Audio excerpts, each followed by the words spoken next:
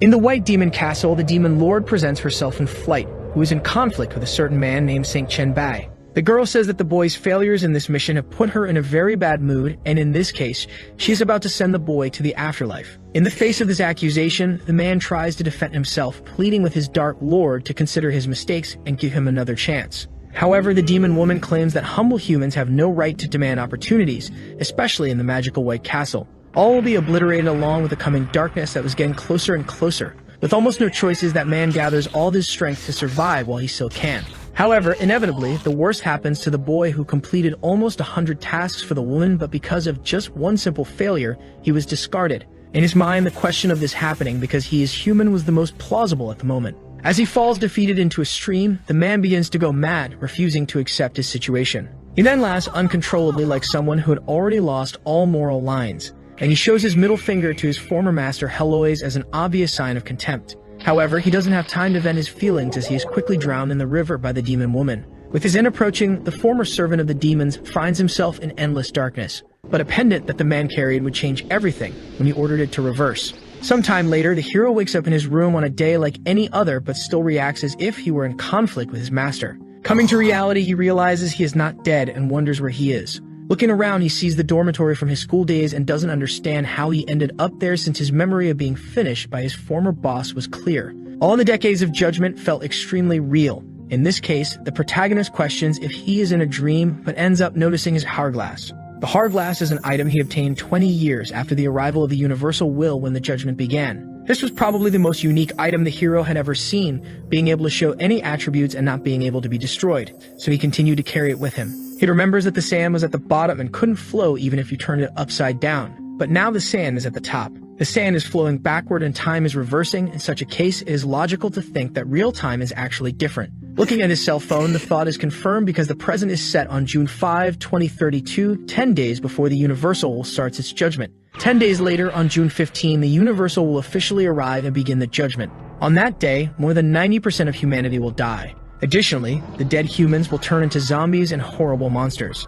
It is also said that conventional weapons will fail and the world will witness its end in just one night. However, along with the dangers that the universal judgment will bring, opportunities for those who survive will also come, imbued with supernatural innate abilities. Several magical equipment and items copied in large quantities will also descend to Earth along with the universal will. It's a fact that there are 3 things that attract even God, who controls the rules of the universe. These gods cannot interfere directly with the will, so they attract humans under their protective tutelage, guaranteeing them benefits for it. In his past life, the hero wasn't strong enough, so after paying a high price, he finally joined Heloise's commands. Thus, the protagonist desperately completed the tasks she suggested, trying to increase his status but never imagined being eliminated just for failing one mission. Reading the news on his cell phone, it mentions zombie rabbits being sighted, as well as patients starting to bite each other, among other abnormalities. The signs are starting to repeat, but this time the hero decided he would become very strong enough so that no god could mess with him. 10 years ago, when the judgment began, someone claimed the only way discovered to increase innate abilities. He said that 10 days before the judgment started, the innate abilities actually became effective, and if discovered and used, they could be upgraded. In his previous life, the hero had an innate Ranky ability, which gave him virus resistance. According to this method, he believes he can unlock his abilities to finally get ahead of others in advantage. Inside the hospital, a doctor tells the nurse that the patient's symptoms are very strange, and the woman relates the situation to what is seen in movies. Inside one of the hospital rooms, it was visible that the man had turned into a zombie. In this case, to train his innate virus resistance ability, the hero can only rely on the man. After drawing some blood from a poisoned vein, our protagonist believes this should be enough to unlock his innate ability. Since no one is in the dormitory at the moment, this is a clear opportunity to stay there all night. However, if his theory is wrong, he will most likely die right there. With courage, the protagonist tries to forget the chances of failure, focusing on those of success, and injects the zombifying compound into his arm. If he awakens an E-rank ability again, even though in the future he will lose many opportunities due to his weakness, so hesitation is not an option. At that moment, the hero collapses to the ground due to the potency of the injected toxin, and he briefly awakens in a dark scenario in front of the demon woman. She called for Chen Bai temptingly, saying for him to give up this pathetic resistance and finally embrace the darkness. As a low-level human, being part of the darkness would be the best choice for him. With some difficulty in communicating, the protagonist says hello to his former master Heloise. But this time he will not submit, so he says he will dominate the woman for everything she made him go through. After spending the whole night resisting the zombie toxin, Chen finally gets up in the morning, but he seems different than usual. At that exact moment, apparently the zombie virus had completely taken over the hero's mind, which scared his roommates when they went to visit their friend. They panic and try to prepare themselves as best they can to defend, with one even equipping himself with a broom. But fortunately, the protagonist manages to regain his sanity and overcome the toxin. In light of this, Chen's friends still maintain a combat stance, but the hero begins to return to normal, casually conversing with them. As if nothing had happened, he says he will go to the bathroom to wash his face, and his colleagues do not quite understand what had occurred. Inside the bathroom, Chen can finally reveal his true feelings, becoming extremely happy that his theory was correct. The zombie virus did not kill him, and his innate abilities were successfully increased. In this case, he cannot even imagine how strong he will become after awakening. Suddenly, the voice of the Universal will congratulate Chen Bai for being selected as a pioneer, and he receives the title of Pioneer in Early Awakening. If indeed awakened, the hero decides to try to open the system interface and realizes that this title gave him a very good skill boost. After this, Chen tries to open the Innate Abilities panel, coming across the unbelievable innate ability of Virus Monarch SSS rank. The Virus Monarch ability is the most powerful among the virus elements. It can absorb, utilize, manipulate, transform, and even create viruses. But currently, the hero only has the ability to absorb viruses, and the absorption range is limited. In this case, he needs a mass of viruses to enhance his ability. Naturally, the hospital would be the best place to get these viruses. However, upon arriving at the entrance of the place, Chen Bai is greeted by numerous zombies running to attack the people nearby. Everyone panics upon seeing such monsters and says the end of the world must be happening. Ken, for his part, began to remember everything. In his previous life, he heard people talk about this, the name of 3 strange incidents that happened in Jiangqing even before the judgment arrived. One of them was named the Sealed Hospital. In this case, this must be it. Contrary to expectations, the hero is happy, believing he arrived at the right moment. He courageously goes after one of the zombies, and incredibly, he manages to take down the monster, getting on top of it and placing his hand on its face. In this way, Chen activates the innate power of his Virus Monarch ability, Virus Absorption, managing to extract the zombie toxin and gaining a skill point. On this day, the hero was determined not to let any of the monsters escape, as they would become important points in the system. Meanwhile, in a bathroom on the 4th floor of the hospital, zombies surround a man who is doing his business. Aware of his situation, he believes his end is near as he has no way to escape. However, the boy was not alone, having the company of a girl. She asks her director what they should do while crying on the floor. Suddenly, the man's expression changes drastically, given that his death is already certain. Like a true sexual predator, the boy claims he has been pursuing the woman for a long time, and she never accepted. In this case, now he can do whatever he wants. However, before even managing to fulfill his last obscene desire, one of the zombies manages to break the bathroom door and consequently enter the place. This despairs the man who, putting all his morality aside, pulls the woman to stand in front of him as his survival instinct. Among all things, the boy was more than determined to live. As his last option, he understands that he is only on the 4th floor and decides to try his luck by jumping out the window to survive. However, his attempt fails when the man gets his body stuck on the window ledge while trying to jump. He then faints, but at least the zombie chasing him was thrown down the building. After several minutes, our hero finally arrives at the scene after already looting the zombies from the previous floors. He finds the nurse woman from before who is now undergoing zombification. Chen thinks this could be a good test subject for him as apparently she has just been bitten. In this case, there is probably still time to save her. The hero knows that the military will arrive soon to completely seal the place, so he needs someone who understands the hospital to lead the way. In an attempt to suck all the zombie virus out of the girl, our protagonist does his best to stop her zombification. With the correct use of his ability, fortunately, the toxin is eliminated and the girl wakes up healthy. The nurse in turn realizes that the man in front of her saved her life, in which case she thanks him. Analyzing the woman, Chen comments that apparently she didn't lose consciousness completely, which is confirmed by the nurse. In this case, the hero asks her if she needs any help at the moment, and the nurse, despite having already been saved, informs that she would like some new clothes. However, our protagonist says that they don't have time for that and tells the woman to just guide him to the place in the hospital where there are more viruses. After a few minutes of running, they arrive at the laboratory, which is the place where patients' clinical samples are tested. With a few virus vials in hand, the protagonist says this should be enough, and the nurse worries about what the hero is planning to do. As he tries to concentrate, he tells the woman to shut up and then absorbs all the pathogens, gaining significant boosts in his status. After absorbing all that, the next step is to strengthen the zombie virus with all the others. Inside Chen's body, there are several cores of infectious agents which can be enhanced, and at the moment, it is noticeable that the most efficient is being strengthened. The Black Darkness virus is the best choice as it increases all attributes by 10 and regeneration abilities by 200%. Moreover, it grants the ability to envelop and devour. This is a core primarily focused on devouring and evolving. Interrupting Chen's thoughts, the woman desperately warns that zombies are entering through the door. However, our hero responds calmly, just asking her not to move from where she is. So he approaches the monster, and an instant after his evolution, Chen became much faster than before, even managing to lift a heavy zombie with one hand. In this case, this is a good opportunity for him to test his new abilities. Then Chen envelops the monster with a black light pathogen, consuming it entirely, completing his evolution ability and devouring it with absolute success. Little by little, the black virus returns inside the hero's body, and he is satisfied with the absorption speed, feeling his stamina somewhat recovered. The nurse in turn is very scared by what she just saw, stuttering to ask questions. However, when questioned by Chen about what she wants to know, she decides to put her questions aside, as at that moment it is not important. Since he saved her, she said she would believe in the man and keep his secret to herself. As proposed, our hero introduces himself to the nurse as Chen Bai, and the woman responds, informing that her name is Suk Sin. Suddenly, a very strange noise begins to approach the clinical laboratory. Chen thinks that the police and military are there, and they must have already sealed the whole place to eliminate the zombies. In this case, they must leave immediately. As they run through the hospital, our protagonist asks Susin to take him to the roof, and she doesn't understand why they can't leave normally. However, the hero states that they don't have time to be isolated and questioned by the military. Then suddenly, a strengthened zombie very different from the normal ones appears to the duo's misfortune. Quickly, Chen throws the woman away to face the mutant zombie one-on-one. Seeing the monster, they will have to deal with. Suksin cannot control her emotions, knowing that this is really something never seen before.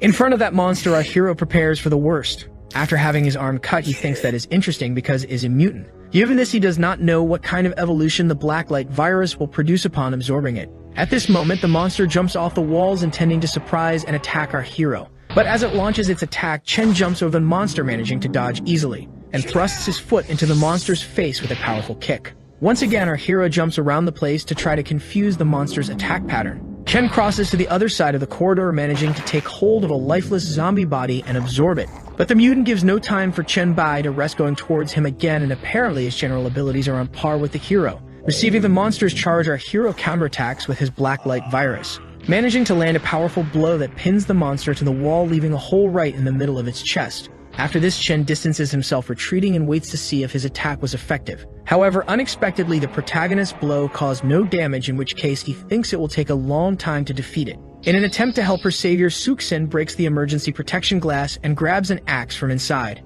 She then throws the weapon to our hero, who has to dodge an attack from the monster while preparing to catch the axe in the air. He succeeds and thanks his colleague for the good work. Then, stepping on the mutant's shoulder, he says that now he will finish this quickly. Chen delivers several cuts to the monster's chest, but it keeps advancing without stopping, like a true berserker. In this situation, our hero uses his speed along with the axe to attack from various directions and tire the monster out. However, when Chen is finally about to send the mutant to hell, it charges to attack once more. It was surprising that this zombie had managed to withstand everything until now. But finally, its strength comes to an end and the mutant falls. Then the hero mocks, saying to the monster not to leave open wounds when its death is near. But unexpectedly, the monster's resilience proves immeasurable as it stands up once again and attacks our hero with its two hands right in the middle of his chest. At this moment, Chen starts bleeding and his nurse colleague completely despairs. The hero's axe falls from his hands and he thinks he has no choice but to die when playing with death. But even so, the protagonist sees his situation, optimistically asking if the mutant would like to tear him in half, and then opens his stomach, giving way to the blacklight virus,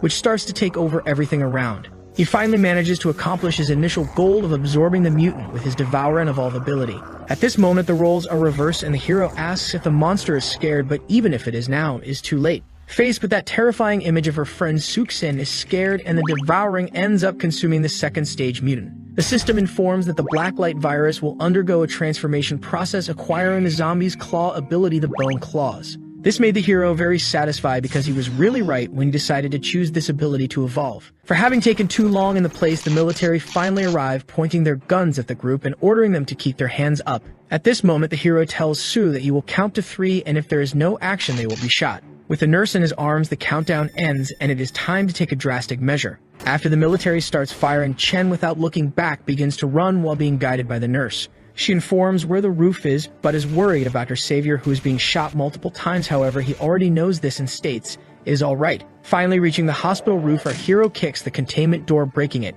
Given that his objective is complete, Chen asks where the nurse's house is, and she in turn gives her address. Understanding the message, the protagonist suddenly jumps off the building while carrying her in his arms towards the girl's house. After a few minutes of travel, they arrive in the north of Ronfeng on Nanbai Street and manage to enter the house safely. The nurse informs him that the bathroom is on the other side and also offers to help clean and bandage the hero's wound. However, he informs her that it is already healed, but the woman insists on taking a look. Giving in to her insistence, Chen removes all the top parts of his clothing, leaving Suk-sin embarrassed. She, however, mentions that there are still some traces on his stomach and chest that haven't fully healed. Chen then asks if he will recover if he feeds on the nurse, obviously insinuating a non-literal meaning. In this case, the protagonist asks Sue what she thinks about sacrificing herself for him. However, Sue initially refuses, saying that if he really wanted to do that, he would have done it already. But Chen explains that he didn't do it before because their relationship was not appropriate. Then he tears off the top part of the girl's clothing, reiterating his proposal to feed on her to recover. In response, Suk-sin simply asks the man to wash and clean it so it will heal well. Understanding the message, Chen pulls her by the hair and kisses her. After the kiss, the interaction becomes even more romantic and intense. And while the two are making out in the bathroom, Chen's phone rings with someone worriedly asking where he is. Strange things started appearing in Jiangxing before the judgment began. One of them was the case of the sealed hospital, but there was also the suburban bombing and the slaughterhouse monster. Our hero doesn't know much about these three things because there was little information about what happened before the judgment arrived. And moreover, apparently no one cared about it, only occasionally mentioned in some conversations, but today it was giving Chen a headache. Chen answers the phone telling Suk-sin that he bought breakfast and will be back soon, but the woman warns that there are two people looking for him. One of them is Song Zixiang. Sue, however, says that these people do not seem to be good, so it is probably a trap, because Song Zixiang is the queen of Jiangxing. In light of this, Suk-sin asks her savior what she should do, and Chen asks the woman to open the door because what they are saying is true. The woman named Song Zixiang is the mother of Songju, who is a classmate of the hero who had some complications with him. In this case, it seems that the young lady wants to see her mother, but since Song can find a way to go to Suk-sin's, she must know something. In this case, the hero believes it is necessary to go and meet her personally. In the suburban frozen warehouse, you can find both the poor and the rich. It is a place that stands out for its legitimate and illegitimate enterprises. After the tests arrived, the girl awakened an A-level talent, quickly building her own power. Eventually, she unified Jiangxing amid a three-way competition, truly earning the title of queen in the place. She was someone the hero could only watch from afar in his past life. But things are different now, with him being able to recruit her to his side, so there are still many things to do in the interval before the judgment. In front of that woman, Chen Bai is introduced by one of her guards. Then Song Zixiang apologizes to Chen for having to bring him there, but she really couldn't escape. In this case, Chen asks the girl if there is something she wants to know about him. And she explains that she called him because of Choji Ran, who said he lost contact with him in Jiangxing at the hospital, so he asked for her help. With some charm, the woman says that she called the hero to see what kind of man could make Choji so nervous. She wanted to know what was so attractive about him. Chen, on his part, doesn't fall for it and says he doesn't like being beaten behind a bush. In light of this, he asks the woman what her true intention with him is.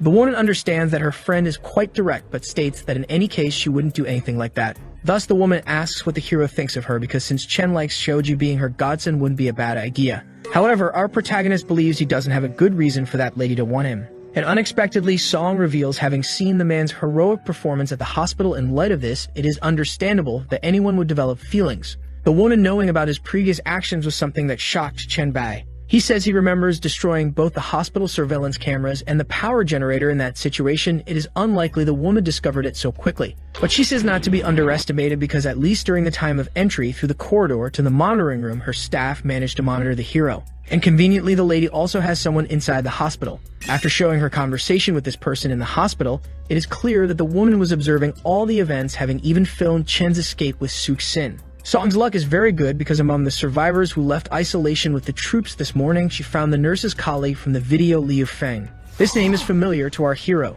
He remembers the previous night when in his bed the nurse vented about her ex-friend who tried to violate her that day. She detailed everything that happened. In Chen's mind, the man hanging from the window was just someone irrelevant. Hearing this, the woman herself wished the man were dead because she hates him from the bottom of her heart. Changing the subject, they resume their naughty conversation, since the talk happens after their romantic encounter in the bathroom. Inevitably, they also physically resume their playful activities. In the cargo elevator on the first floor, Mrs. Song is asked where the survivors are, but she says she will only answer if Chen becomes her man. The hero in turn warns that the woman is underestimating him, as she agrees because she only has part of the information, unable to uncover his real abilities. However, Chen says Song misunderstood because she knows very little about him, and if she knew more, she would understand. Turning the tables, demonstrating his abilities, the protagonist explains that he cannot be the woman's man because it is she who should be his. Faced with this strange mutation, Song becomes worried, thinking it is a zombie variant, and one of her guards steps in front to defend her. However, Chen explains that the lady is wrong, but he will only say what is if she decides to become his woman. Seeing Chen's power now, it is Song who says she is being underestimated because just based on those claws he cannot win her over.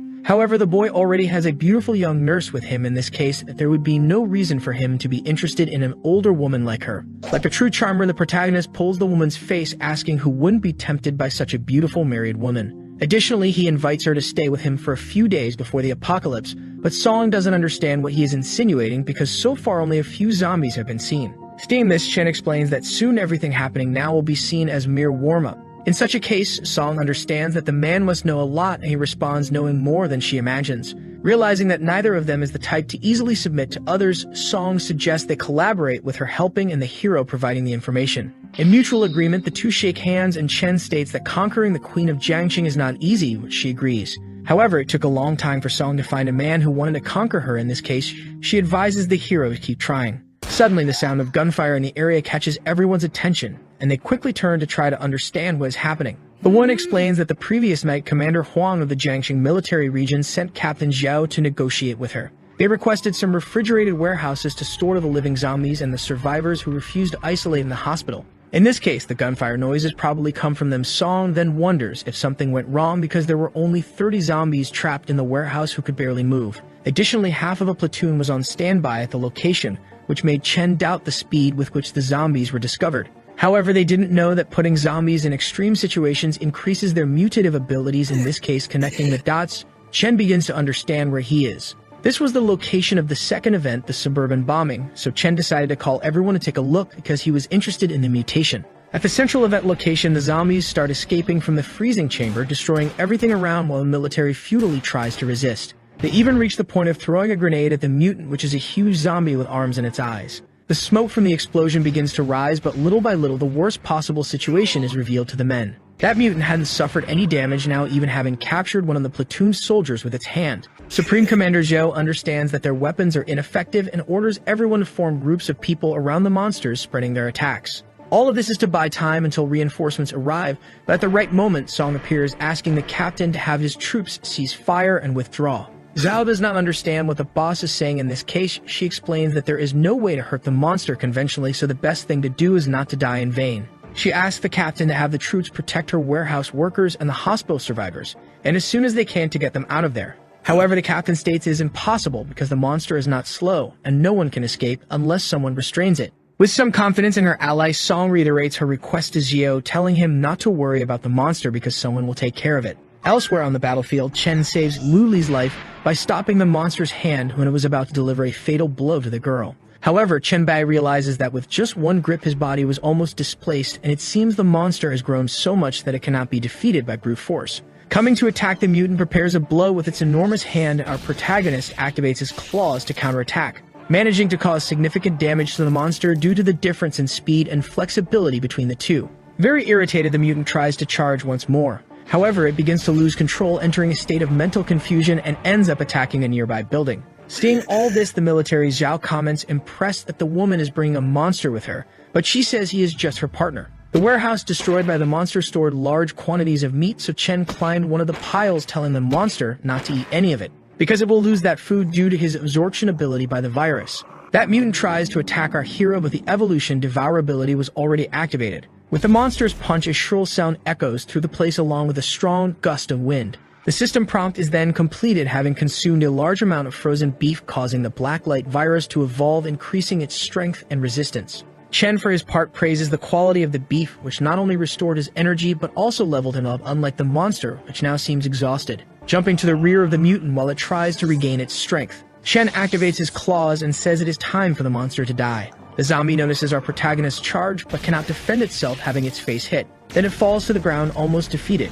With blurred vision, the mutant still tries to fight for its life, but our hero's ability returns at the right time, thus enveloping the monster completely with the blacklight virus, leaving the captain perplexed, unable to believe what he is seeing. With the monster entirely dominated by Chen, he activates evolution by absorption. At a safe distance from the combat, Zhao thinks the man in front of him definitely cannot be human. In this case, the captain notices he has two monsters in front of him that cannot be moved, and quickly decides to use the radio to call reinforcements to deal with both. But just as he is about to give his coordinates, Song intervenes, stopping him. She asks Zhao to think carefully because the man is helping them, having even saved everyone's lives there. In such a case, the captain should not do anything stupid, so things do not get worse for everyone. 10 minutes after that conversation, the military were already on the scene, pointing their guns at our protagonist. The captain stubbornly continued his previous order, now telling everyone to stay on alert. In this case, Song reminds the captain not to forget what she said, and he replies that he will not order his men to attack if the man remains peaceful. At that moment, Chen Bai was receiving many skill boosts from the system, having gained 500 virus points along with the injection ability.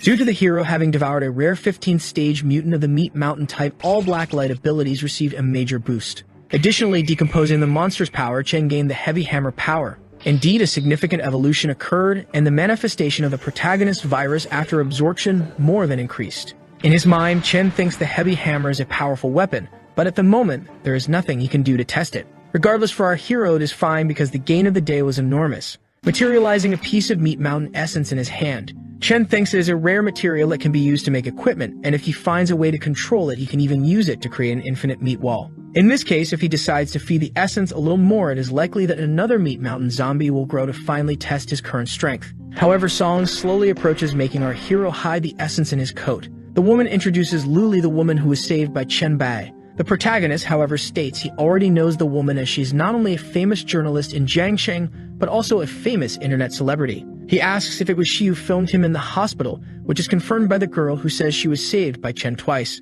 But he says it was just a coincidence and asks if she filmed when he killed the giant monster. In case of a misunderstanding, Lily states she can delete it if it is the man's wish, who in turn only asks her not to send it to anyone. Interrupting the conversation, the captain says the commander of his district expects Chen Bai to explain everything about himself and what he knows about the monsters to them. But initially, the protagonist remains silent regarding the summons. He remembers Commander Huang Exingchu, a name hard to forget, because after the judgment arrived, he coerced the weak awakeners, using them like pigs. At first, they used patriotism and nationalist sentiment to comfort them, but soon after began the beatings and insults. Chen was one of them, struggling and hiding at a time when it was impossible even to have a decent meal. The most ridiculous thing of all was that anyone who tried to escape was accused of treason and then hunted down. This forced Chen to leave Jiangsheng without even looking back. Wanting to know the boss's opinion, our hero asks if he should go and explain everything, being answered that he shouldn't because she herself doesn't have that information. However, the men seem not to be asking, which makes Song intervene to handle it. Captain Zhao, for his part, tells the woman that he hopes she understands the duties of being a citizen of the region. However, she denies having any obligation, telling the captain to stop talking as if he were an officer because he is just a low-ranking platoon leader. Finally, she orders Zhao to tell the commander that if he has any business to discuss, he should come and see her personally. The captain is confused by such boldness, and suddenly a soldier appears saying the isolated people are causing trouble and asking what they should do. Our hero asks if among these people there is someone named Liu Feng, which the soldier confirms, saying he is the one causing the most trouble. Addressing the platoon leader, the protagonist asks to see this troublesome person. Complying with the man's wishes, Zhao orders the soldier to bring Liu Feng to them. Upon arriving at the designated location, the boy asks why the platoon leader called him, questioning if his father had called. It's clear that the man brags about his father being the vice president of the first hospital in Liu Huinan. However, he hardly knew that someone there had business with him. So discreetly, Chen appeared behind Liu Feng and injected him with the zombie virus. After that, he said he was looking for him because someone asked him to deliver a message to the boy. Liu does not recognize Chen, but our hero tells the boy everything Suxen told him the night before in her bed, which leaves the man quite confused. Subsequently, the protagonist tells everyone to step back because according to him, the boy in front of him is about to turn into a zombie. Seeing that this man is setting a trap for him, Liu Feng angrily prepares to charge at him. And due to his high level of stress, the virus spreads through his body, quickly turning that initial action into a totally uncontrolled and animalistic attack. Quickly, Chen Bai uses his ability acquired in his last battle, eliminating the monster with extreme ease. After evaporating Liu Feng from the earth, our hero thinks the ability is not bad, being even stronger than he thought, and then thanks the boss for everything, saying he will give her some information later when he is back. However, she approaches, saying that Chen can call her Zixiang from now on, or Song Ji. When asking the reason for this, Song says she doesn't think it's worth being the hero's partner, now asking if the previous proposal of submission is still on the table. In this case, the protagonist simply responds that it will depend on the woman's value and performance. In a car ride, Song invites our hero to dinner at her house at the time he finds most suitable. However, Chen asks not to be distracted until the moment of arriving at the woman's house, which she understands. In his mind, the protagonist thinks now is the time for the lottery draw, the important moment to see if there is any good reward for defeating the Meat Mountain zombie. Upon opening the inventory, the hero is surprised to find 2 skill books, realizing that his current luck is not so bad. One of the skills is Violent Bloodlust, which increases attributes by 3 times for 10 minutes with a cooldown rate of 1 day, but during the cooldown, attributes drop by 50%. For our hero, this is not useful. However, there is another muscle enhancement, which increases muscle mass, doubling growth along with strength and resistance. However, this also would not be useful because considering his past life experiences, Chen remembers that people who used this skill went crazy.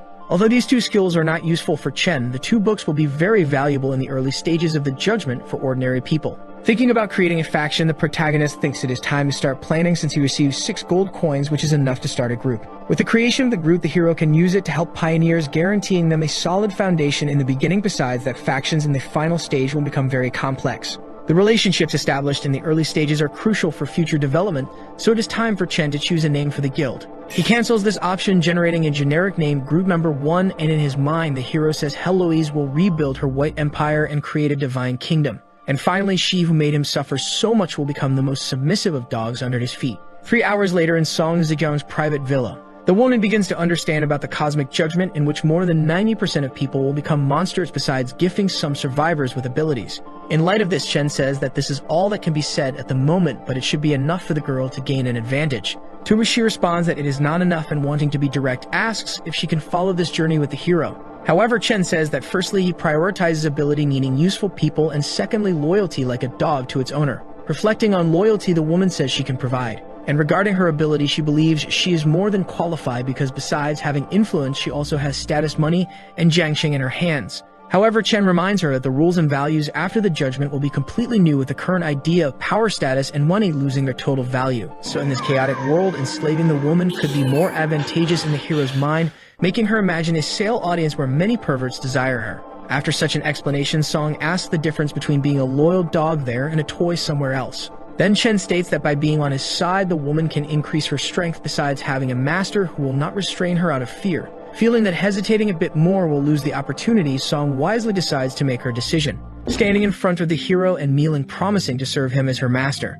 In this case, Chen says that the woman's reputation and status make the emotional value she can provide very high. Moreover, he decides to witness the woman's charm personally because he has some tasks for her to do. Elsewhere, the journalist and Song's bodyguard receive a message on their smartphones. For the bodyguard, she is ordered to first take Luli home because after all that happened for recording the videos, she is very tired. After that, she is ordered to find someone to keep the videos away from the media, informing that the post by her is titled For the Pioneers. In light of this, the bodyguard informs Luli that Song wants the video to be recorded on her personal account, and besides that, she will now accompany her to her quarters. In this case, the journalist accepts the help because she really had a hard time in recent days. However, the shock of this day was less than her first time seeing a zombie. But she does not know if this is because she has already accepted her fate of dying in the hands of zombies or because of Chen's strength making her feel safe. Suddenly, a contact named Daughter calls Song's phone.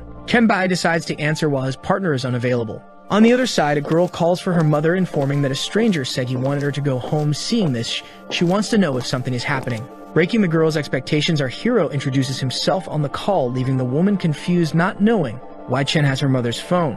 When asked where her mother is, the protagonist replies that she is busy working and with little time, so it is best for the girl to go home. The daughter understands the message, telling Chen to wait at home, but now questions him about her mother, sending numerous messages to him without any response. However, before she can finish speaking, Bai hangs up the call, making Song's daughter extremely irritated, saying that sooner or later she will make him kneel and apologize to her. At the businesswoman's house, she's kneeling in front of the protagonist, asking if he will also protect her daughter, but according to the hero, she has no abilities. However, it is said that if Song works hard enough, he will ensure that her daughter probably does not become a monster when the judgment arrives. Thus, the woman is very satisfied, thanking her master for his kindness. Back at the secret suburban warehouse, the daughter asks her mother if she is being deceived by the protagonist, not understanding how she can believe in something like this. Song in turn explains that she didn't let her look at Chen last night because of this, so after getting out of the car, she should not say anything, just look. In front of the warehouse, the bodyguard explains to the boy that she visited all the places with zombie rumors in the city the previous day,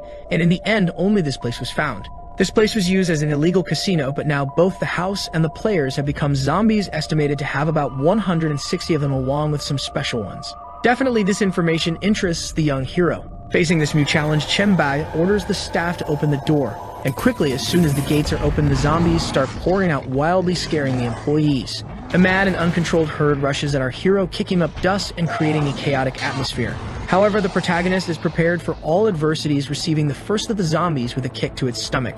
This also scares the women who are watching the fight from a distance. At this moment, the protagonist begins using his virus absorption ability on the defeated zombies, and the system congratulates him on obtaining the title of Zombie Slayer, having killed more than 300 of them. This title increases all attributes by 5 along with damage to zombies, which goes up by 5%. Moreover, he collects 500 virus points, being able to upgrade the zombie virus formula using the points in the talent tree. Our hero remembers this serum formula, which is a very valuable item capable of awakening talents that can be dangerous to the zombie virus. Then calling for Song, he says that now everyone can enter, also asking if she remembers what was said before, which is confirmed by the woman while holding a baseball bat. Previously, Shinbai explained that fighting zombies using melee weapons would decrease the chance of becoming a monster when the judgment begins. In this case, the hero now wants to test the strength of the girls holding a zombie by its neck and asking who will be the first to finish it. Promptly, the bodyguard volunteers to go first, not hesitating to engage in a hand-to-hand fight with the monster, and quickly putting it into a martial arts technique, which sends the monster flying and then falling on its back, breaking the cervical bones, impressing our hero both by the speed and the precision of the ruthless woman.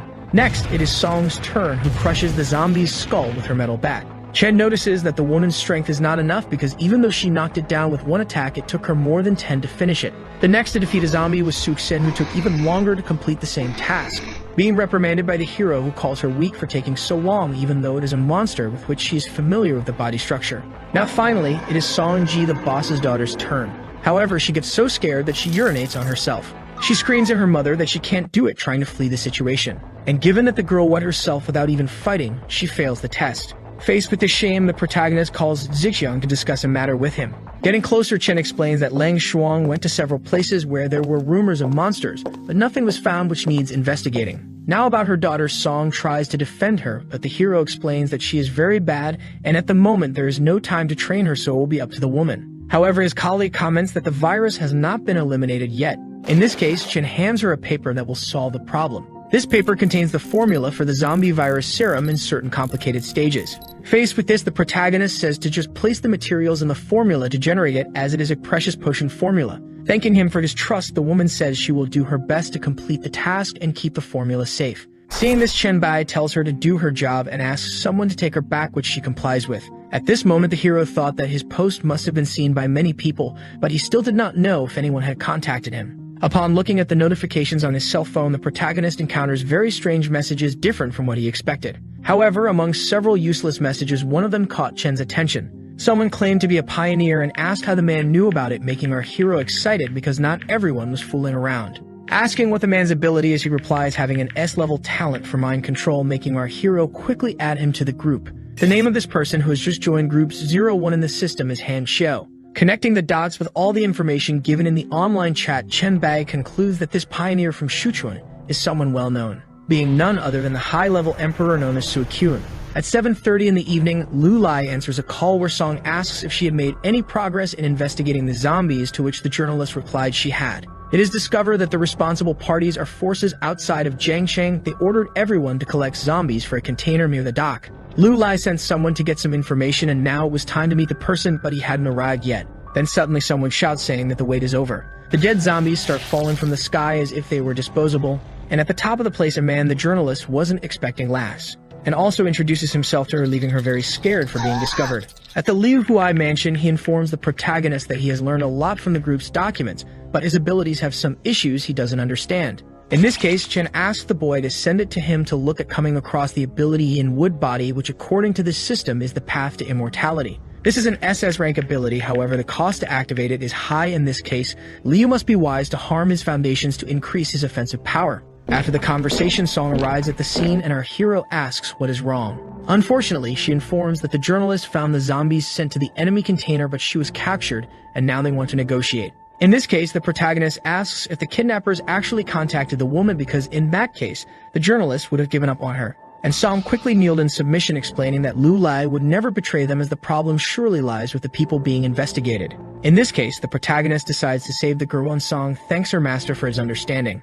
At the Manga container yard, the journalist participates in a forced romantic dinner with a mysterious man. While serving wine, he says the woman is being a bit ignorant, as he hasn't even touched her out of respect for Zixiang. And if a boss accepts his conditions, Lu Lai will become his subordinate, but if not, then she will indeed become one of his toys. As he offers the drink, the man tells the woman not to disrespect his attitude. Suddenly, a voice resonates in the place saying that an undrunk toast along with a punishment wine doesn't seem tasty. While cutting a piece of meat calmly at a table nearby, the man reveals himself to be Chen Bai, who says that this is no fun and that perhaps the woman does not like to drink. and the kidnapper for his part only wonders when the protagonist had sat there. With a piece of meat on the fork, our hero asks if the journalist is hungry, saying he ate a piece of the steak and liked the taste. The kidnapper is amazed by the protagonist's audacity, who feeds the steak to the journalist, explaining that he is there to take her home. Initially, the man assumes that our hero was sent there by song, but understands that to have approached without being noticed, he must be a pioneer. After untying the woman, the protagonist tells the journalist to go to Zixiang, who is waiting for her in the car outside. Faced with this, the kidnapper understands that apparently Song is already under the invader's control, which turns out to be correct.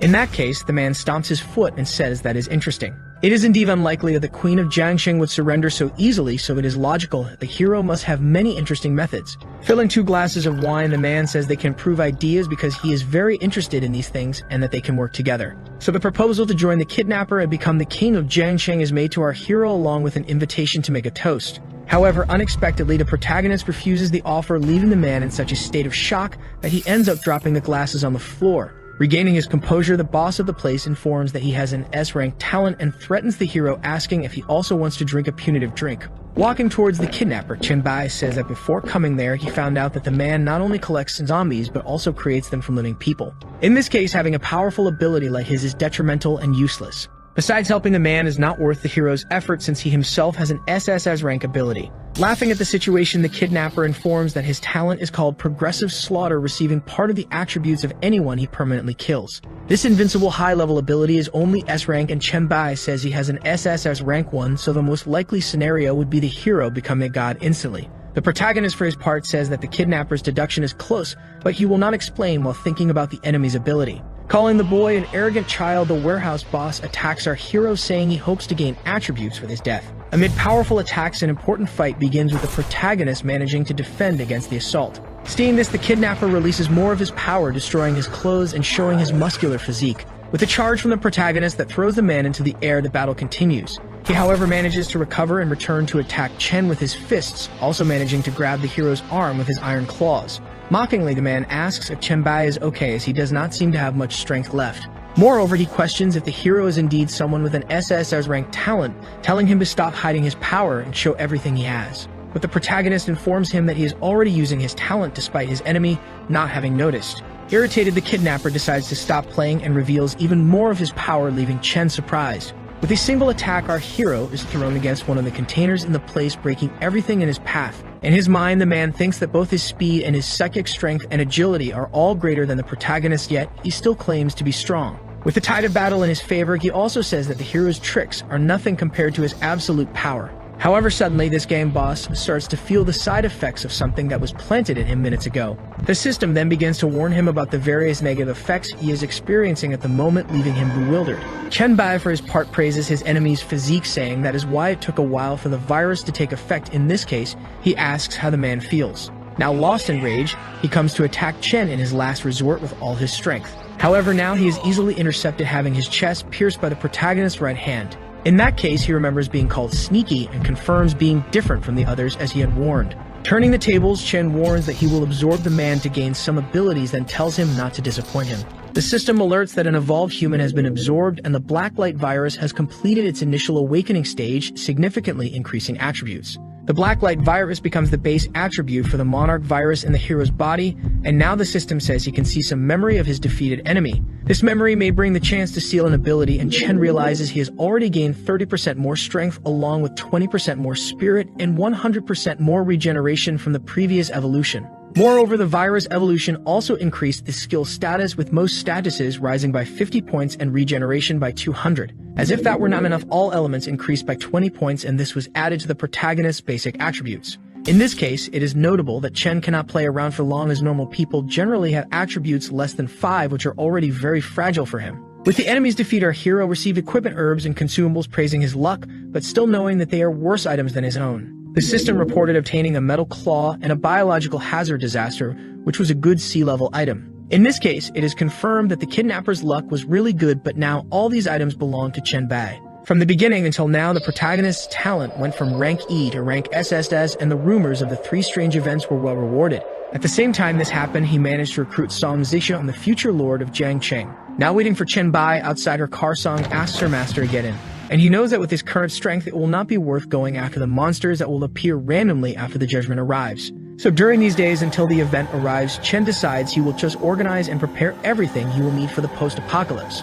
Returning again to Song's house, the protagonist peers through the window while thinking about this planet's cruel fate. For the judgment will soon be cast upon them, but suddenly someone knocks on the door, interrupting his thoughts, so the hero tells whoever it is to come in. The guests turn out to be the girls from the group, and Song tells her master that fortunately they managed to complete everything that was asked on time. Lei comments that the information about the terrain and the local population has been confirmed, so when the apocalypse arrives they will be able to clear everything and take control. Sin in turn says that the purchase of materials was also completed along with the compiled list that has already been sent to the hero. After Chen understands that everything is ready, Song warns that it is almost time and asks if they need to do anything else. So while looking at his phone, the protagonist replies that nothing else needs to be done, only putting all the information on the table. There are only 10 minutes left for the judgment to descend on Earth, so Chen informs the group not to get overconfident with their initial advantages given by the rare talents. During this time, many members were added to the hero's group who received the message and are anxious for the decisive moment informed by him. With only 3 minutes left, the group chat goes crazy with everyone unable to hold their anxiety anymore.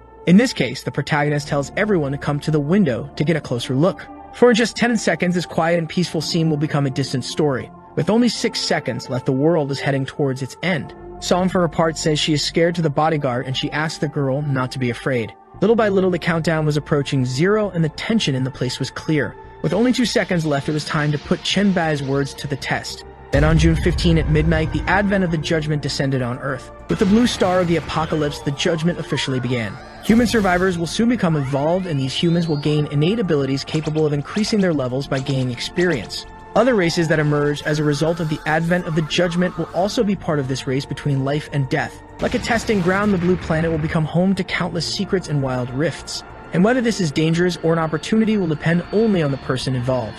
Watching everything through the window, our hero hopes everyone tries their best to grow and evolve. Suddenly, the hard glass pendant on the hero's neck is recognized by the system and receives a bond. The protagonist does not understand how his item was recognized and decides to warn his colleagues to get out of there. However, looking at his group, the hero has a shocking revelation. At this moment, everyone was frozen, unable to move a single finger. Unexpectedly, this effect was not happening only inside the mansion. Realizing that outside, even the plane that was about to crash was stopped in midair. Logically, the protagonist thinks that the only thing that can be happening now is that time has indeed stopped. Unexpectedly, the hard glass pendant falls to the ground, giving way to an immense purple bright light that takes over everything around. This light gathers into one point heading towards the pendant centered on the hero's chest. The bonding of the hard glass then happens successfully, with a window in the system being released with many mysteries but informing the ability to turn back time. Stopping to think, Chen begins to understand that it seems he was reborn because of the hard glass and his status was save and read.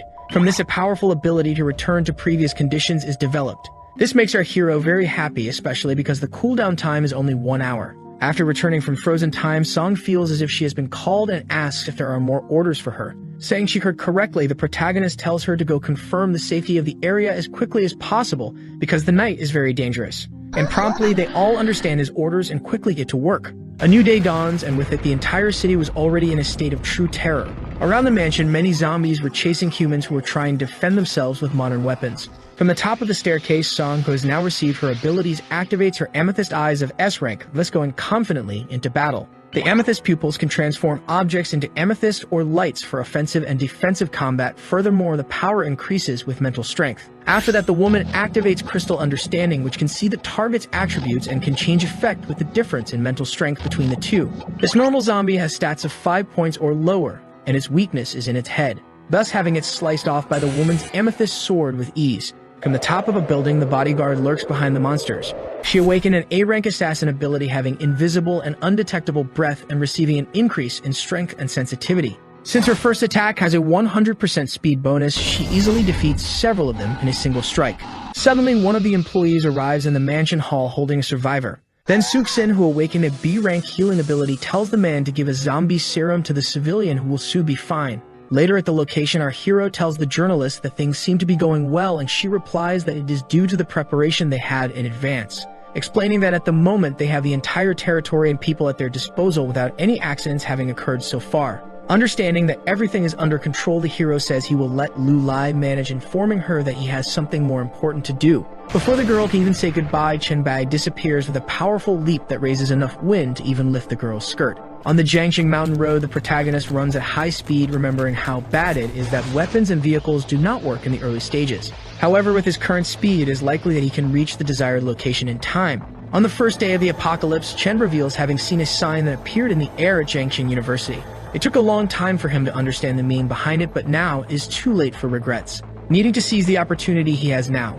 Back at the university, while looking for what he came for, the hero takes the time to absorb some zombies. Finally, in front of him was the sign that all evolved had always wanted to see. This sign indicates that an avatar of a god has descended to Earth, being very close to the hero, only a little further ahead. However, suddenly someone calls the evolved one's attention, asking for a moment. The being explains that there are not many people as strong as the protagonist in the early days of the Judgment, and introduces himself as a merchant. When asked if he would be interested in doing business with him, Chen says he would be honored to buy anything from the merchant. However, the being explains that it is only an exchange, there is nothing special to be honored about it. And Chen Bai explains that the honor is in hearing the merchant's name along with the presence of his symbol, also informing that he has been looking for him until now. A kind, fair, rich, and powerful being would be the perfect definition for the merchant. In this case, Chen introduces himself to the being with much respect and cordiality. For in front of him is the god of trade, the infamous Lord Lido. Feeling flattered by all the cordiality received, the merchant decides to give a first meeting gift to the hero. Lido informs that this is his gold membership card for the Goblin Chamber of Commerce,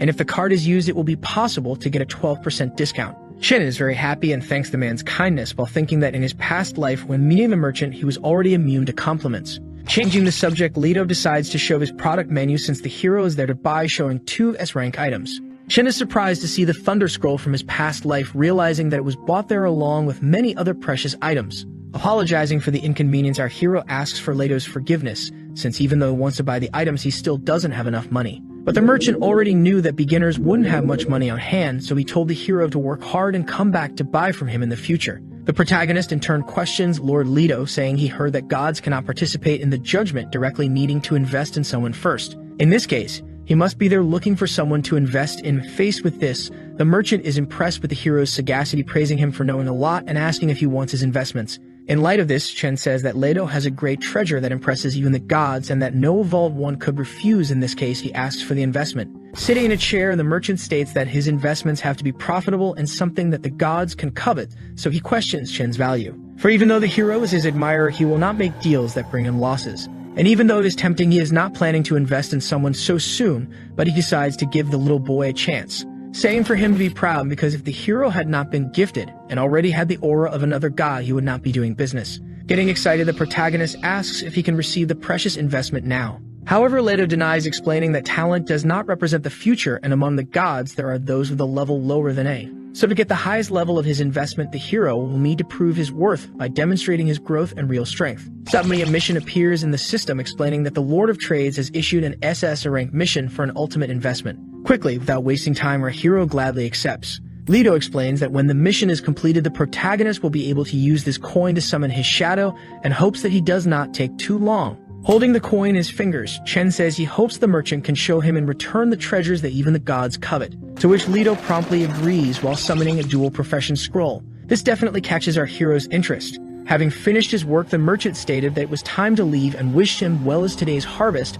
had been quite abundant. Opening the mission panel, the ultimate investment of SSS rank is confirmed as being the most valuable investment of the most intelligent of goblins. The mission tells the hero to find a copy of a secret kingdom in the university city and defeat the creature that the merchant is interested in, besides obtaining part of the creature's body and delivering it to the goblin. After that, the reward will be decided by Lido. The god's reputation was very good in his previous life. In this case, the hero having done a good job, he is sure he will not suffer any loss. However, it was hard to believe that his university really had a secret kingdom. In a modern time like this, it must be well hidden. In this case, the protagonist wonders where he should start looking. In the gymnasium of Jiangxing University, many objects are placed against the exit gate.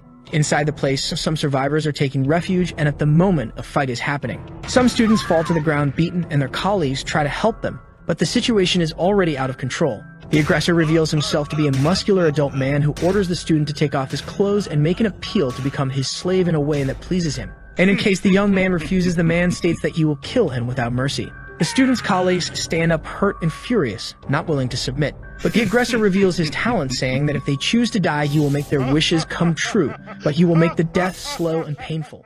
One of his partners grabs the aggressor's arm, telling him to stop because he was going too far. But he strikes the woman in the face, furious, pushing her away. At that moment, an explosion occurs, destroying the door blockade and surprising all the students. Our protagonist stares at the aggressor, asking if he had attacked the students. The aggressor replies yes, asking if he didn't like it, trying to provoke him. Upon hearing that, the protagonist fires at the aggressor with his transformed arm before landing a direct blow. The aggressor's partners try to attack the protagonist, which surprises the man's partner. That's because the protagonist simply grabs the other aggressor's head while asking if there was a medical student because he was looking for something. After releasing the aggressor, the students mention that none of them are medical students, until one of the students mentions that the adult aggressor's partner was in the medical departments. As the protagonist conjures a purple magic, the girl begs not to be killed, saying she hadn't done anything. She says she admires the Dragon Nation while admitting she has a promiscuous heart for not being able to speak Chinese properly. A man laughs while another girl just averts her gaze, understanding what she meant. The woman pleads, prompting one of the students to explain that the girl didn't hurt anyone and even tried to stop the aggressor.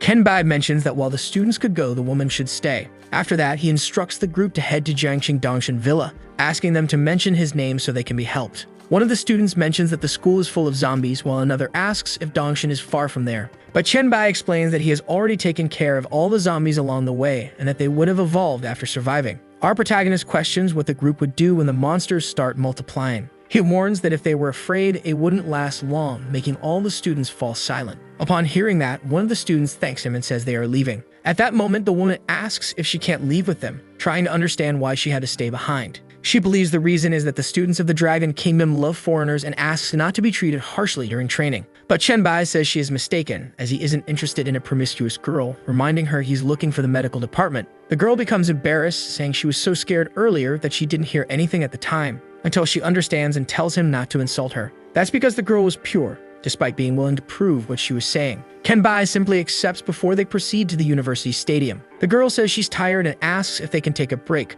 but the protagonist just refuses the request. With that, Chenbai touches her waist before running off, pulling her and causing her to drop her jacket. Upon arriving at the medical department building, she complains that being pushed so hard almost made her lose her jacket, having to hold it with her feet. But the protagonist asks if that was the research building, prompting her to explain that the research room was on the 3rd floor. She explains that the underground path led to Mr. Oshi's house and an incinerator, saying only he could know about the department. With that, the two arrive at the laboratory with test tubes filled with colorful liquids, which impresses Chenbai. Our protagonist analyzes the liquids on the table, recognizing that they were various different viruses. This analysis causes him to enhance the virus in his body so much that it allows him to unlock an ability with the influenza he had acquired, which excites the protagonist. Thus, Chenbai acquires the influenza ability, allowing him to infect targets and reduce their attributes. Upon analyzing the information about influenza, the protagonist realizes that the ability is incredible. This makes him realize that he hadn't paid proper attention to the talent tree because his SSS talent level was terrifying. Our protagonist remembers that the Goblin God's challenge would be difficult, imagining that he should take advantage of his points to further improve his skills. Kenbai continues walking through the laboratory while enhancing his skill tree and gaining some passives. To test what he had acquired, the protagonist punches a wall, destroying it and impressing the girl. She is frightened, thinking she was lucky Chenbai didn't use that blow earlier, while the protagonist understands how he could better use it. When the protagonist faces the frightened girl, he explains that there was nothing useful and asks to go to Ashi's house. As the path was very dark, the girl becomes scared until Chenbai tells her not to move because he felt something ahead. The two arrive at the incinerator room, making the protagonist open the doors, scaring her even more. Kenbai approaches the red circle and a message appears asking if he would like to enter the dungeon called Cold Incinerator. He confirms receiving a message that if the dungeon mission wasn't completed in 2 days, it would disappear. Upon entering the dungeon, he understands why he couldn't find this place before. At that moment, the beings lying on the bed start to rise, prompting Chenbai to prepare his possessed arm to attack. A multi-armed creature jumps at the protagonist while another falls to the ground. Kenbai gets ready to face the mutant zombies that were attacking him. The protagonist's strike finishes off the zombie, and he receives a message saying he earned 400 experience points for defeating the monster. At the same time, the multi-armed zombie begins charging an attack. The mutant creates a vortex of energy that almost hits the protagonist, who realizes why the monster kept its distance. But Chenbai uses the opportunity to launch himself forward, hitting the enemy against the ceiling, saying the monster's attack was too slow. Our protagonist charges power into his arm, landing a direct hit and smashing the zombie against the ceiling. Upon defeating this monster, he receives a message saying he defeated a level 7 splicer spider, gaining another 1,000 experience points. Kenbai gets excited, realizing that this dungeon was very special. He then faces the mutants ahead, telling them all to come at him together because the more, the better. Each one is defeated, yielding more and more experience points for the protagonist. At that moment, he receives a system alert saying he leveled up, gaining 2 more attribute points. Our protagonist speaks to the boss, saying he already got rid of his minions and asking if he should go help him show up. A powerful strike is unleashed, destroying the door and revealing a slime monster, making Chenbai feel a sense of danger. He realizes he must finish off this monster before it transforms. But his charge has no effect on the monster,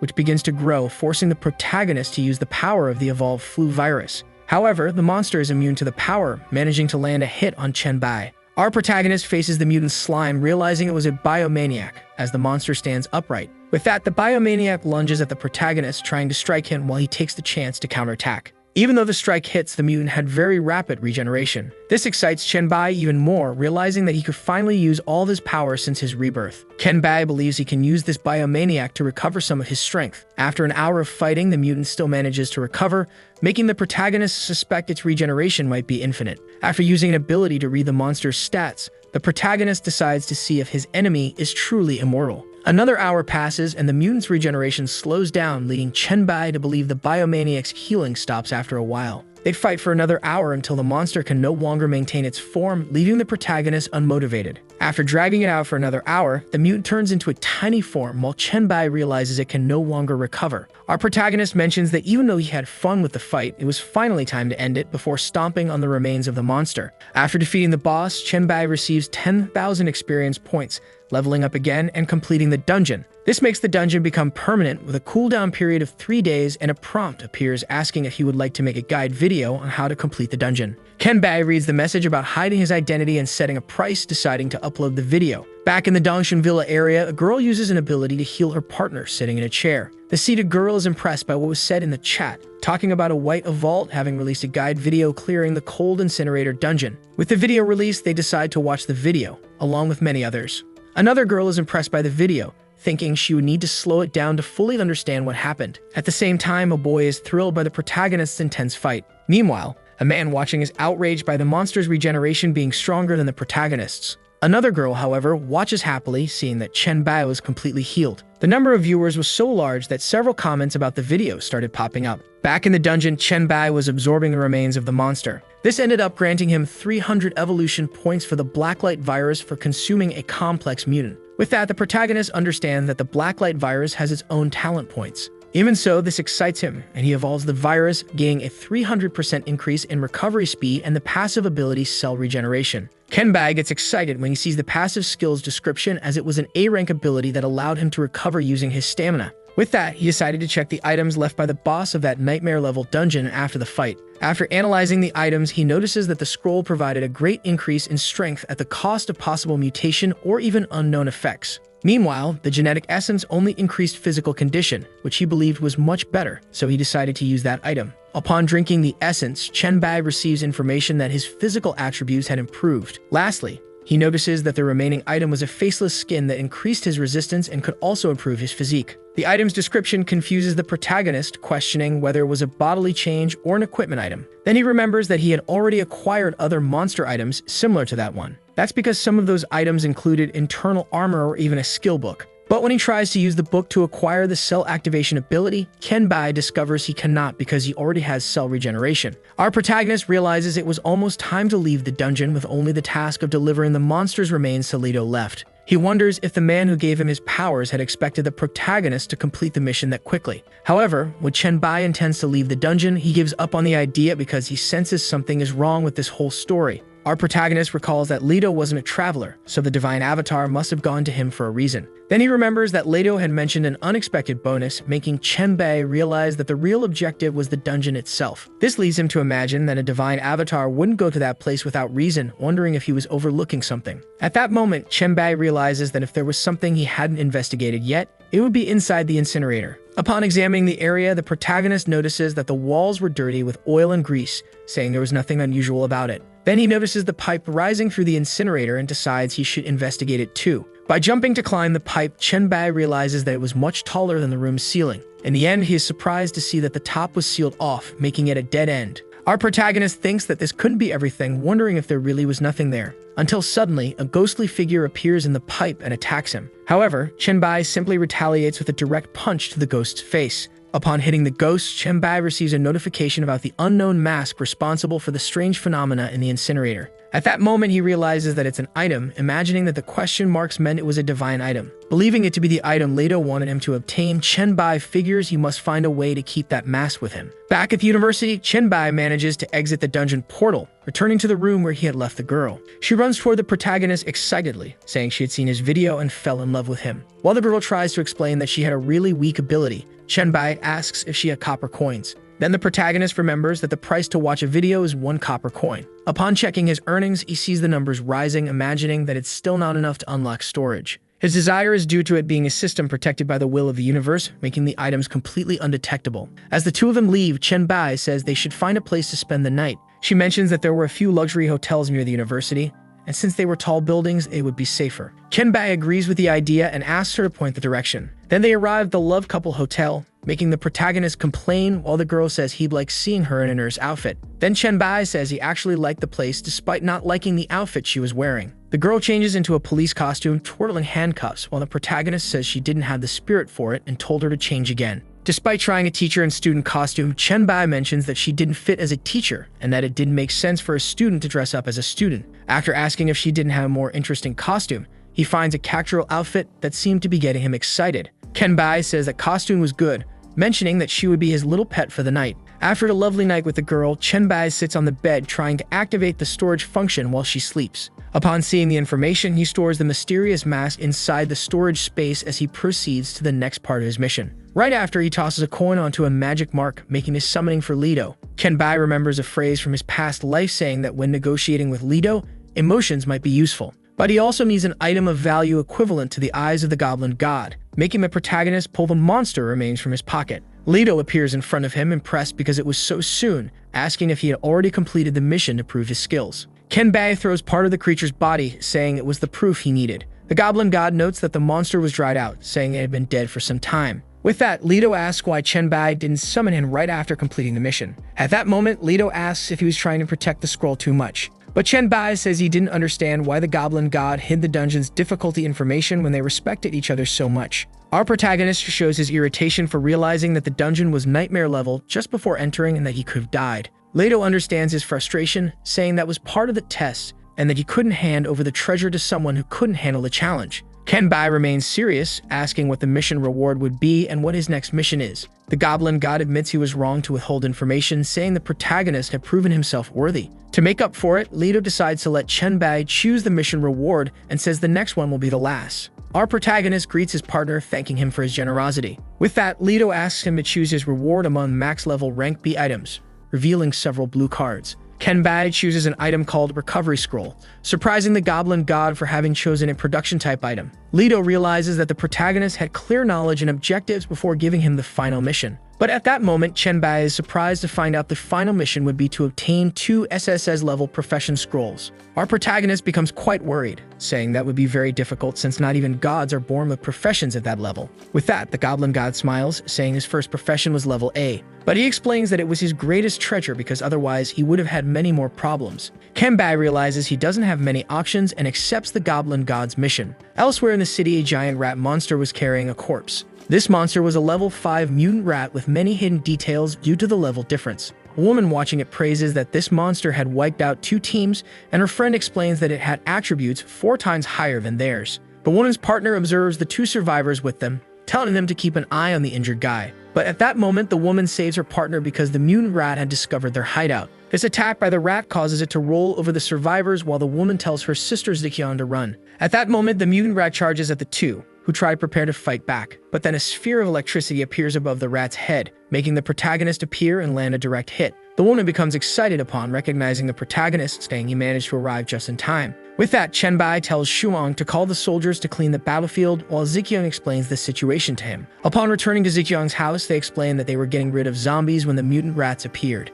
Seeing the girl's condition, Chen-bai tells her to take the opportunity to rest while he would take care of the remaining monsters. But Shuang says she couldn't do that because there would be no one to take care of him, saying she would recommend someone to help him. At that moment, she calls a girl named Lingyu to come in. Then the door opens, revealing the beautiful Qin Lingyu, whom Shuang says they rescued while cleaning the city. Our protagonist tells the others to leave, leaving only Qin Lingyu there. The girl becomes embarrassed, saying that if he needed anything, he just had to ask. Kenbai says he knows that in her profession she must have a sharp tongue, asking to give it a try. Kin Lingyu smiles, accepting his request. Sometime later, the girl thanks him for the reward while Chenbai praises her technique. With that, the protagonist calls her to the window so he can explain the group's rule-setting requirements. But at that moment, Kin Lingyu positions herself against the window, asking the protagonist to do something, which leaves Chenbai confused. The girl apologizes, saying her ability focus increases the sensitivity of her senses while blocking out external information. Kenbai explains that he called her to the window to show her the 3 areas of Dongshin. He presents the villa region, followed by the residential area and the nearby mountains,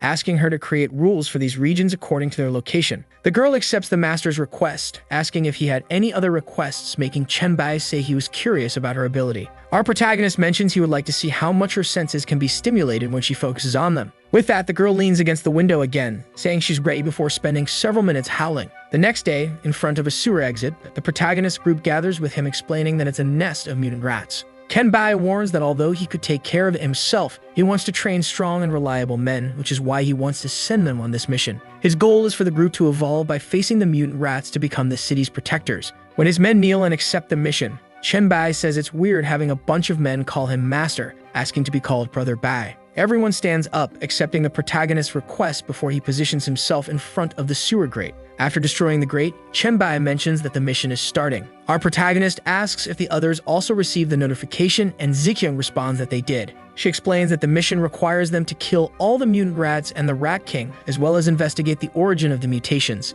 Seeing how dark the place is, the protagonist partner is happy they brought torches, while he notes it's cleaner than he expected. Until suddenly, a shadow approaches, making Chenbai go on alert, telling everyone to be careful because enemies are incoming. Countless rats leap toward the group as the protagonist activates his mutant arm ability. The group organizes to face the rats, being careful with any that weren't completely dead yet. After the fight, one of the soldiers says he obtained rat skin gear while Shuang finishes disposing of the defeated rats. Zixiang mentions they already cleared 16 pipeline sections until one of the soldiers spots another enemy approaching, which excites Zixiang to take it down. Kenbai reminds his partner to activate her vision abilities before approaching the enemy. Then she uses the insight crystal to observe the enemy more clearly, recognizing it as a level 7 boss. This worries her because she can't identify its attributes, aside from its 30-point strength and 40-point agility. While she tries to continue the analysis, Chenbai charges at the boss, leaving Zixiang concerned. But the protagonist manages to finish off the monster with a single attack, earning an item called Plague Boots, which provided poison resistance.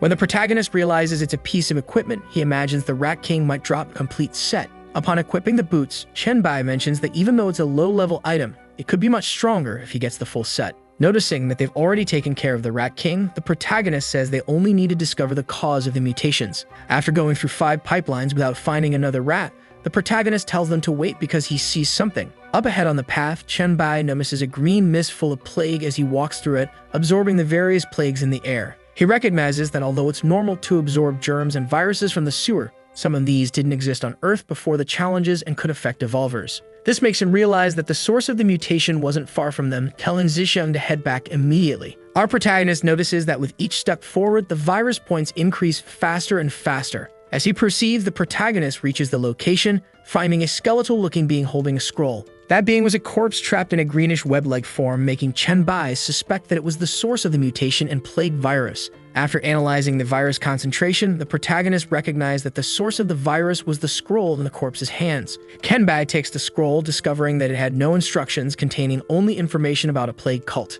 After absorbing the viruses in that location, the protagonist realizes he managed to surpass the limit of his strength. However, upon doing so, his arm begins to transform, which leaves him worried. At that moment, he receives information that the mission was completed, earning 2,000 experience points and receiving the item Wall of Flesh. With that resolved, he receives a plague seal, serving as proof of being a cult member, which can change depending on the distance from the source. He then receives an SSS-level mission for not having been corrupted by the plague, which leaves Chenbai impressed. He realizes that the mission was related to the authority of a god, since gods have been sacrificed to the cult, and the goal was to find the plague bearer. This makes Chenbai understand that if he became a plague god, he might be able to face Heloise, motivating him to complete the mission. At that moment, a purple portal appears in front of the protagonist, showing a dungeon being generated. As he reaches toward the portal, Chenbai discovers it's a hell-level dungeon called Plague Sewers. But since it would take a month to be generated, he would return in 1 month. Meanwhile, his partners were generating a portal to the Dongshin sewer area, with a recommended level of 1 to 10. With that, Bai returns, saying that the recommendation would be good for them to evolve. Seeing that the protagonists have returned, Zixiang mentions that she had sent a notice for people to enter in groups, and Bai praises her work. 20 minutes later, Bai gives instructions to his group, telling them to prioritize their lives over their evolution. After settling that, the protagonist gathers 3 girls to enter with him,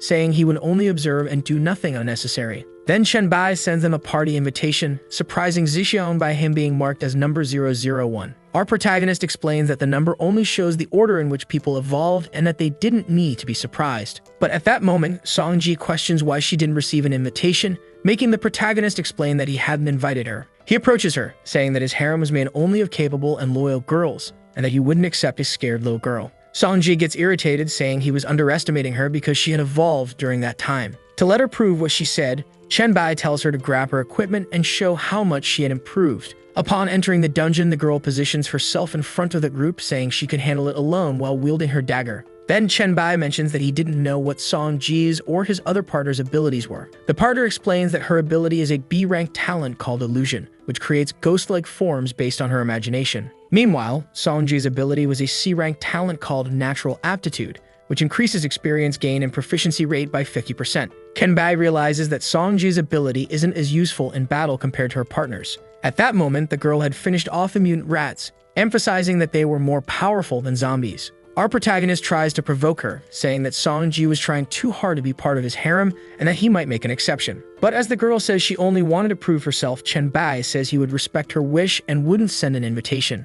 She gets embarrassed, asking if she really couldn't receive an invitation, and the protagonist says he won't send one. At that moment, her mother approaches, asking him to stop teasing her, as Songji was already upset about them introducing Qin Lingyu. With that, Bai approaches Songji, saying he would accept her request out of respect for her mother. Then a notification appears saying that Songji accepted the invitation and would join the palace of Emperor Bai. As she moves forward to kill the monsters, Bai mentions that she was a bipolar princess, and Zixiang explains that she just talks too much. Her partner promises she would make her call him daddy, leaving the protagonist impressed by how bold she could be. She explains that since the world has changed, an innocent girl like Songji, who never suffered in life, could gain a lot with a daddy like him. The girl relaxes in the bathtub, saying she can live so comfortably thanks to the leader's guidance, until a system notification announces that the protagonist and his team are the first to complete the dungeon, showing a video. She widens her eyes, realizing the group leader cleared another dungeon. The woman mentions she has never seen a dungeon before while lamenting that 10 coins would ruin her financially.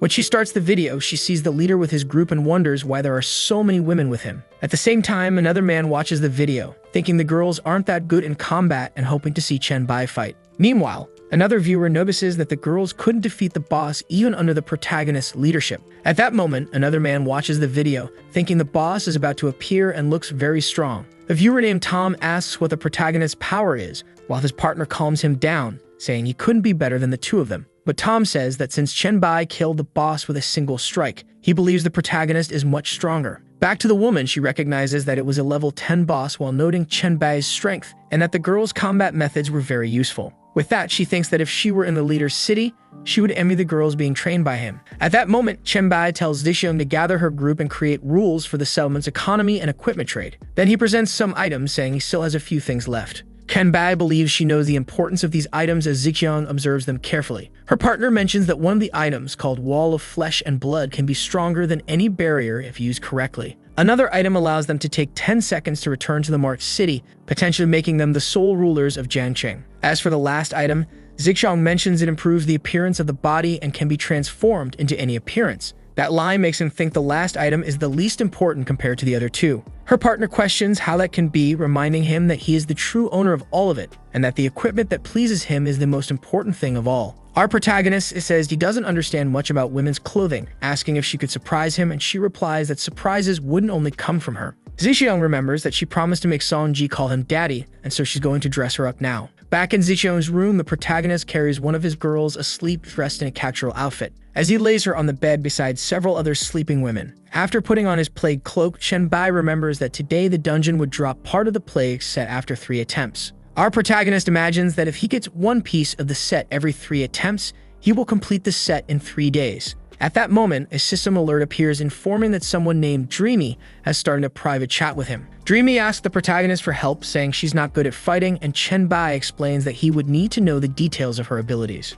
Our protagonist adds that even though listing the attributes might help, it still wouldn't be enough. With that, Dreamy decides that if he needs the details of her talents, then she can provide them right away. Kenbai thinks that even though he's never heard of anyone named Dreamy in his past life, she might be good, until he sees her ability called Dream Butterfly, which leaves him impressed. That's because it's an SSS level talent with infinite growth, realizing there's no way such power could be unknown. Our protagonist mentions that SSS level talents are complicated, asking if she can explain the effects of her talents and abilities. Dreamy explains that it's an ability to enter the dream world and can also be used to enter the dreams of others. She mentions that to weave the dreams, everything needs to be arranged through an invitation, generating a dream totem. Kenbai notes that her power is practically invincible as long as no one finds her real body. The girl says she can send a dream totem in image form to guide him in the dream world. But the protagonist disagrees, saying he has no protection inside her dreams. Then Dreamy offers an evolution contract promising not to harm him. Upon hearing the contract's value, Chenbai asks why she needs combat advice so badly. Dreamy explains that monsters killed in the dream world die in real life,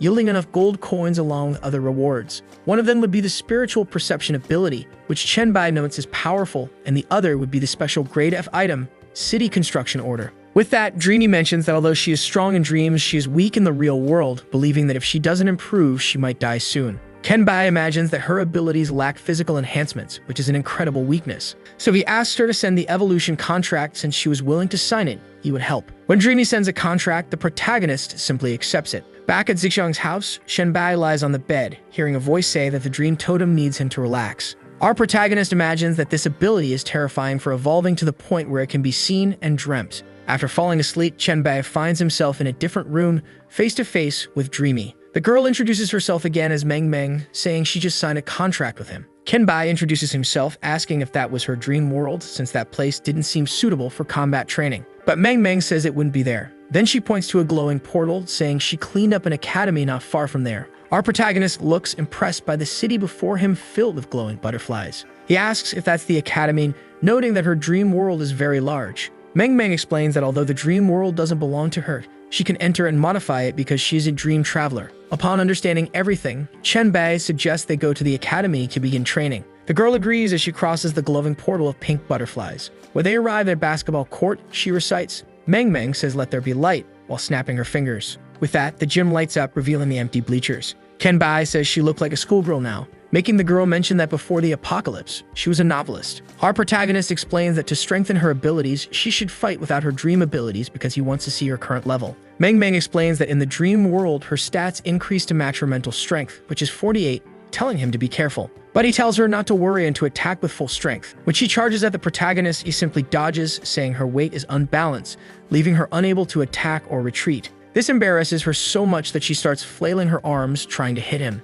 At that moment, the protagonist asks if that was the turtle punch from Kitty Martial Arts, which also fails, prompting him to tell Meng Meng to control her balance as a punch that can't be recovered from is the weakest of all. His second lesson is that she needs to aim properly and expose where she wants to hit instead of striking randomly. Chenbai continues with the third lesson, saying Meng Meng needs to observe her opponent instead of obsessing over her own attack. With that resolve, the protagonist says he understands Meng Meng's level, asking her to remember those 3 points. Then he says that because her punch speed is around 20, she couldn't deal with it, making her apologize for not being good at it. But the protagonist says she doesn't need to apologize and should just train hard. Meng Meng smiles, saying she'll work hard, blushing slightly. After 7 days back at Zixiang's house in Dongshan, she reports that all the laws have been posted and there are people explaining them on billboards, making Chenbai believe the Dongshan area is on the right track. Our protagonist says he's been cleaning up the Dongshan area these past few days. Kenbai says she will manage the place because he has to leave early the next day and Zixiang thought he'd stay a bit longer. But he mentions that he doesn't have time to wait for a rank E group, saying there are many opportunities and precious treasures out there he needs to get.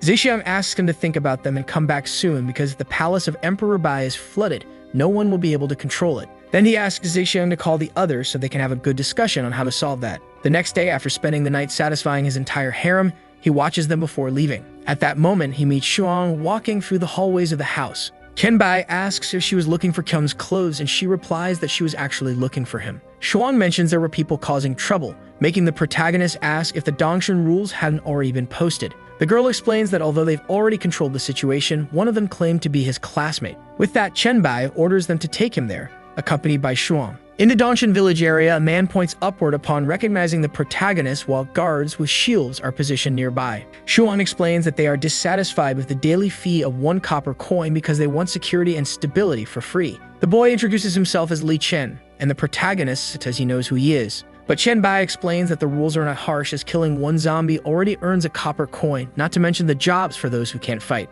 With the crowd gathered, Li Chen says it's not about how much money they have, as in this situation, they must help each other. He mentions being the student council president, stating that canceling the rules would be in everyone's best interest. However, Chen Bai says he doesn't want to waste time with someone like him. Then the protagonist announces that those are the rules there, and anyone who doesn't accept them can leave now, because anyone still there in 3 minutes would be killed without mercy. Chen Bai tells his partner to start the countdown, and she confirms. The student council president says he doesn't need 3 minutes because he won't leave, explaining that he intended to save money so everyone would support him. One of the guards tells him to stop talking nonsense, as 1 copper coin is not a burden to anyone. The guards then surround him, mentioning that if he can't earn 1 copper coin, he might as well go home and be a guard dog. Li Chen gets angry with the soldiers, saying he is leaving while warning the protagonist that he will regret expelling him. At that moment, Chen Bai yells for them to wait, making the student council president believe he had changed his mind. Our protagonist strikes his former colleague with a precise blow, scaring his partners, who back away in panic. Chen Bai says that anyone who holds a grudge against him and brags about it will regret it. Shuang warns that only 1 minute remains and asks if they are not going to leave. One of the colleagues drops to his knees, saying he is ready to follow the rules of the place and accept the consequences for the trouble caused.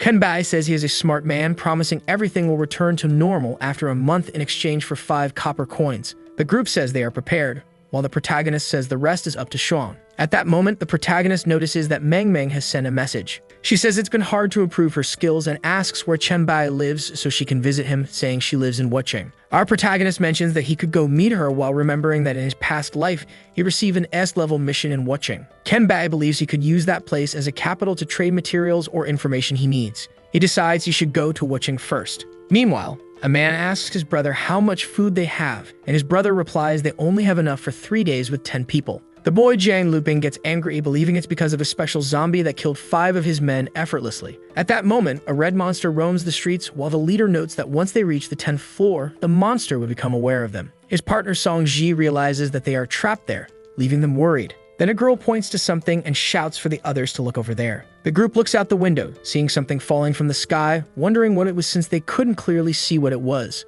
They wondered if it was also a new type of zombie. Upon seeing the monster jumping on the walls, Jiang Luping orders them to close the curtains until his partner notices that it might be a human. Song Ji asks how it would be possible for that guy to be human, while the leader questions if he saw it wrong. The girl Wai Shiyu mentions that he shouldn't forget about her abilities, while her friend Zhang Yishui watches the situation closely, until she realizes that the guy is approaching the monster, which catches its attention. It turns out to be Chen Bai, realizing that it was a tyrant, which would help since he had a weapon project that required a tyrant's bone. Our protagonist knows he shouldn't use the giant hammer, as that would affect the chances of receiving the tyrant's bone. He then prepares his shadowy hand, believing it would be better to decapitate the monster. Song Ji says he can't see clearly, while Zhang Yishui warns that maybe it's better not to look, as it could be extremely dangerous. His partner explains that the guy's hand turned into claws, making Jiang Luping think he was a monster, until Wai Shihu mentions that the monster was dead, realizing that the protagonist was absorbing the tyrant. At that moment, she says she managed to see his face, while Chen Bai receives a system notification about experience points and special abilities.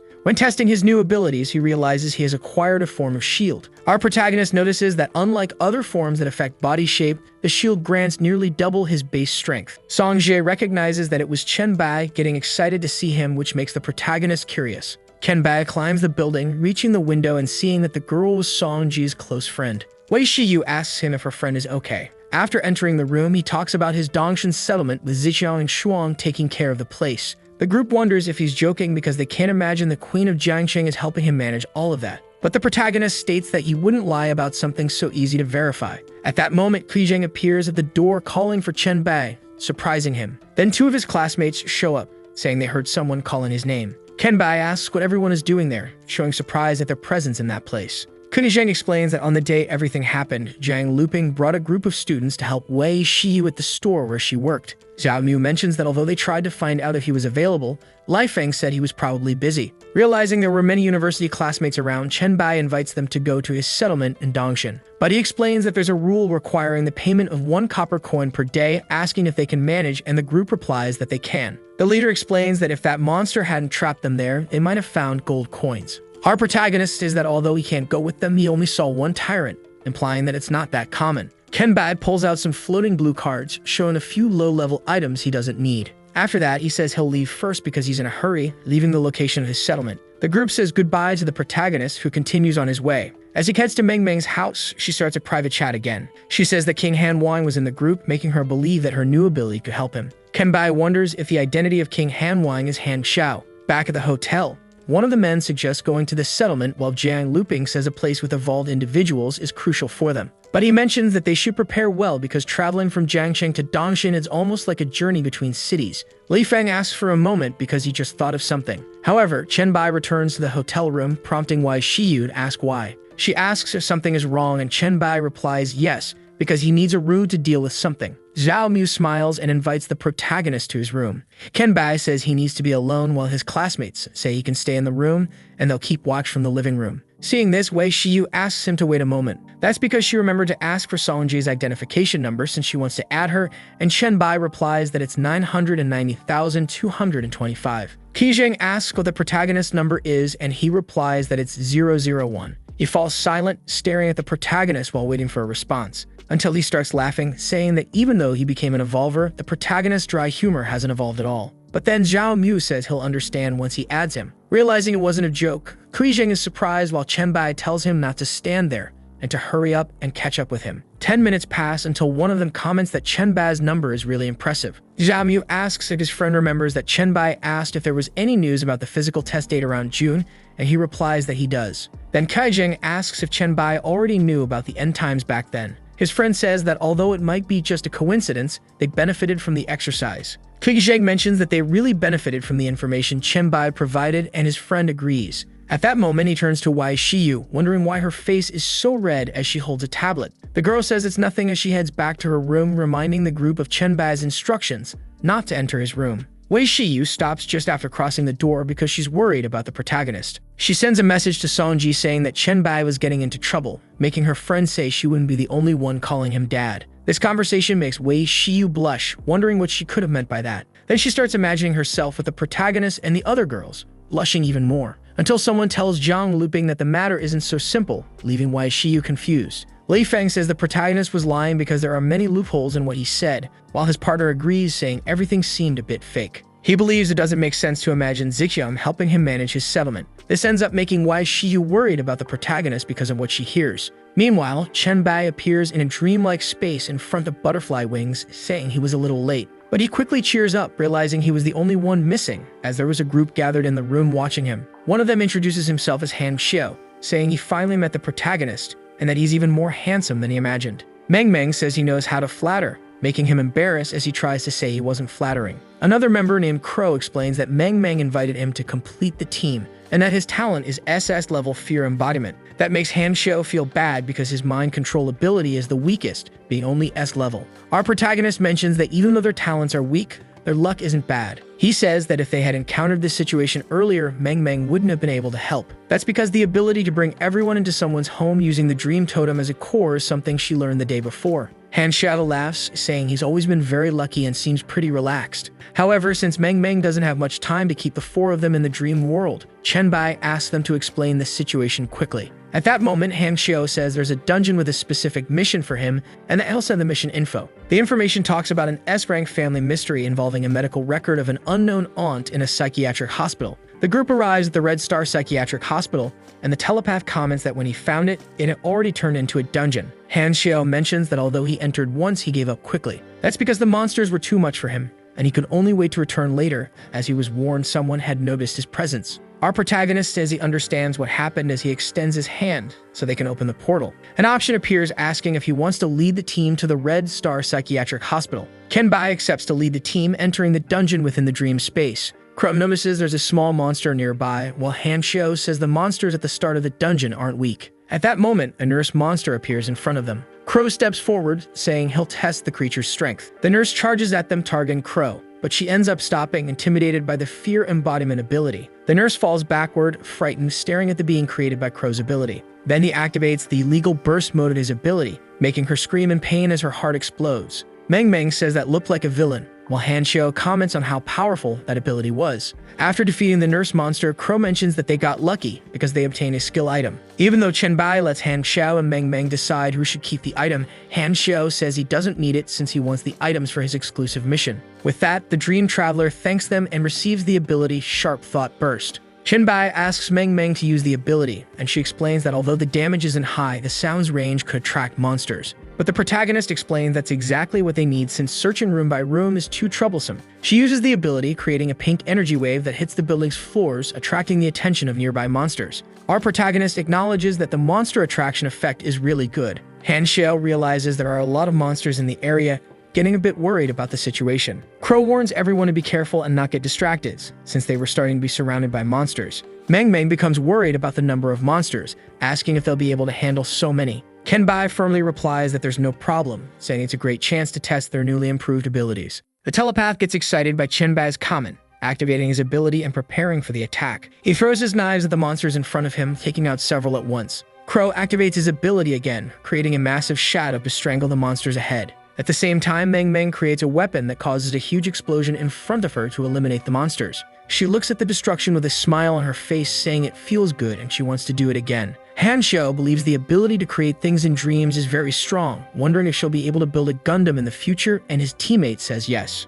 Crow turns to Chenbai, asking why he hasn't acted yet. Our protagonist realizes the energy has finally reached its limit, thinking it's hard to charge it during battle. Then he activates his Earth Spikes ability, hitting all the monsters in front of him with spikes emerging from the ground. His team is impressed by the destruction, as he manages to create a huge path of giant spikes, killing all the enemies. Then two nurse monsters appear behind him, and Hanshio notices, using his ability to save the protagonist. But Chenbai explains that he left the two nurse mini-bosses on purpose while holding his energy knives. This leaves Hanshio quite startled by the leader's power level, while Crow tries to comfort him. Chenbai realizes he hasn't used the evolved memory reading ability, which allows him to see the devoured target's memories and gain abilities. So he takes the opportunity to absorb the abilities of the nurse monsters. Then he visualizes a crucified woman with a pentagram drawn on her body, screaming. Another woman named Kang crawls on the floor, begging them to stop while a doctor watches her, asking her to calm down. The doctor says he planned to offer her to the master, lamenting that a mad woman can only serve as a sacrifice.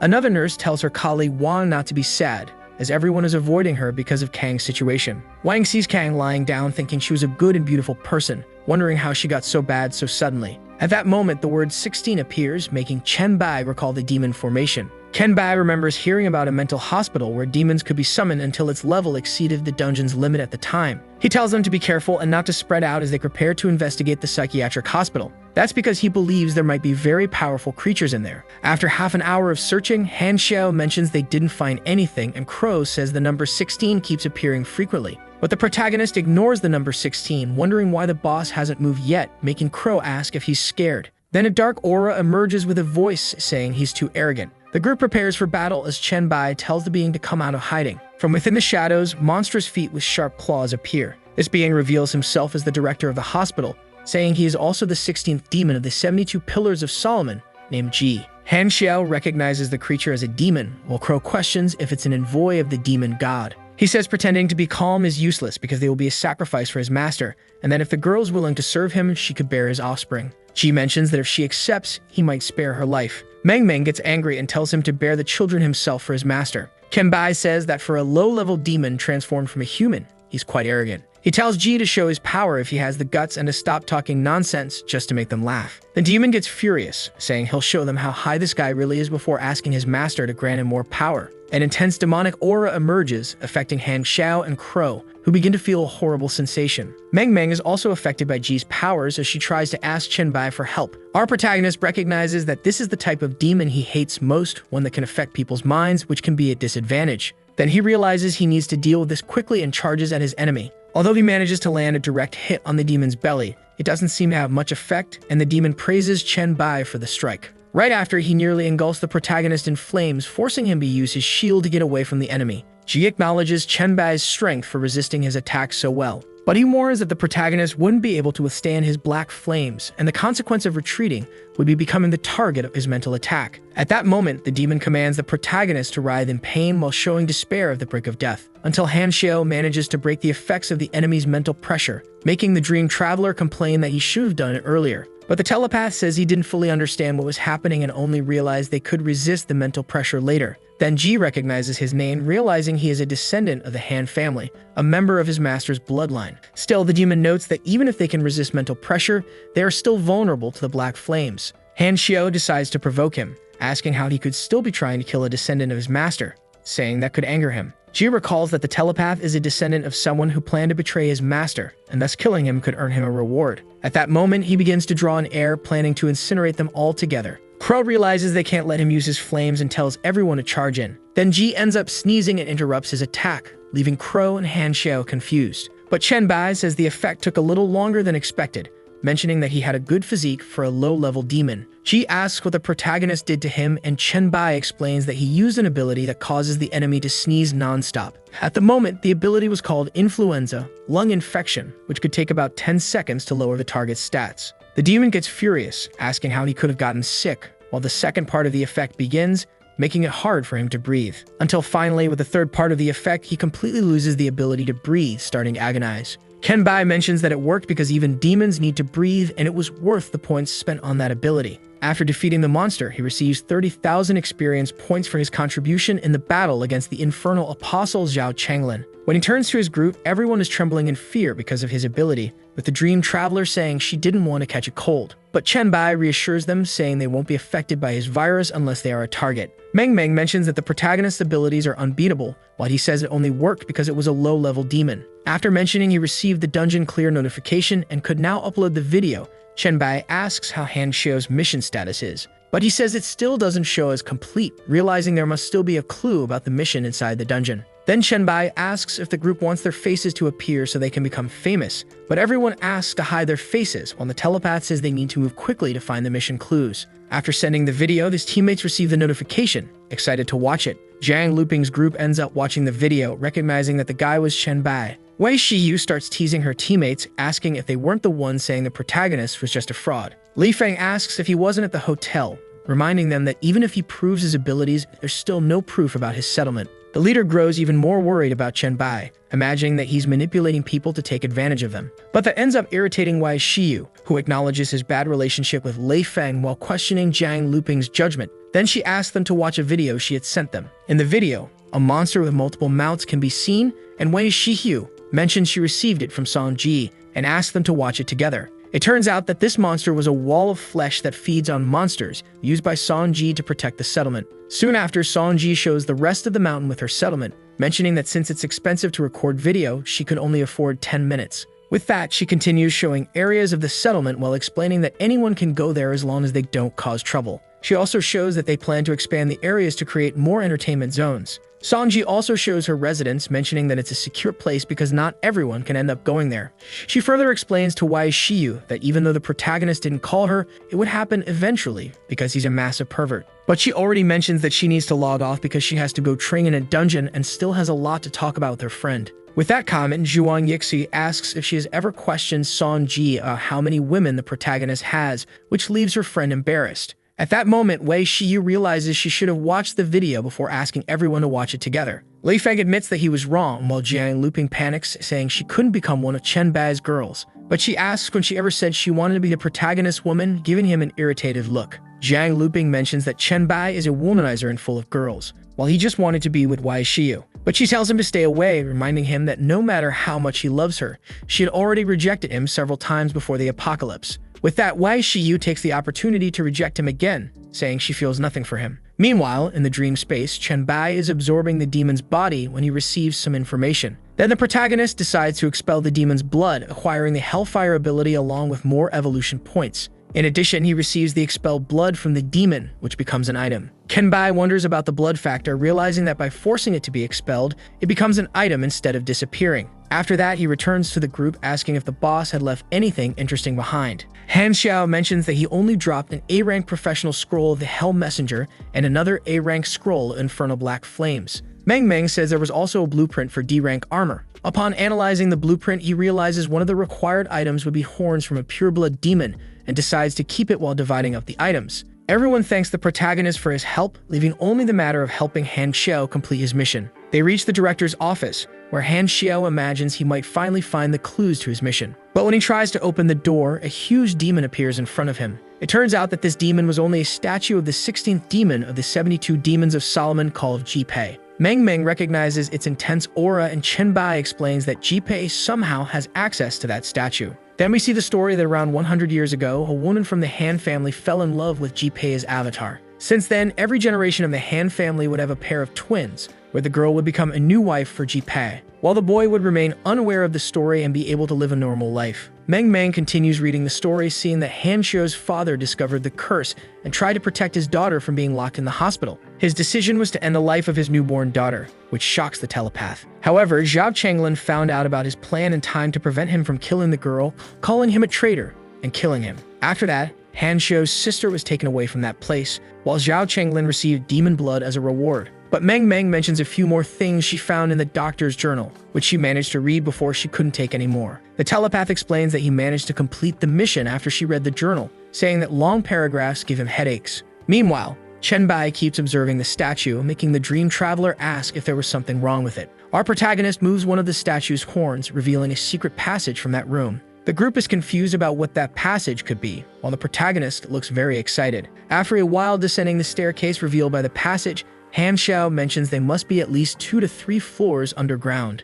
Chen Bai explains they were getting close to the objective, which he already had a good idea about. In this case, it would be a summoning room or a place to communicate with Ji-Pei. Then they arrive in a room full of inverted crucifixes around a magic circle. Crow recognizes the strong smell of blood, while Meng asks what the protagonists have found. Chen Bai shows them the item, which turns out to be a core of the Hell Teleportation formation that requires 16 sacrifices to be used. They realize it could be used to summon a demon, and that the dungeon's difficulty level would increase because of it. The group understands that if they manage to summon the demon and kill it, they could receive a good reward. But when he mentions that they are currently level 8 and the demon would appear at level 12, everyone starts to lose enthusiasm for the idea. Our protagonist also mentions that if he summoned the demon, everyone would die because they weren't at least level 10. Han Xiao still tries to convince him to fight the demon, but Chen Bai warns that even he wouldn't be a match for the enemy, promising to come back later. Crow asks Meng to invite him again next time, and she says she will give him priority. As they prepare to leave the dungeon, Han Xiao asks if the story about his sister didn't emerge because of the apocalypse.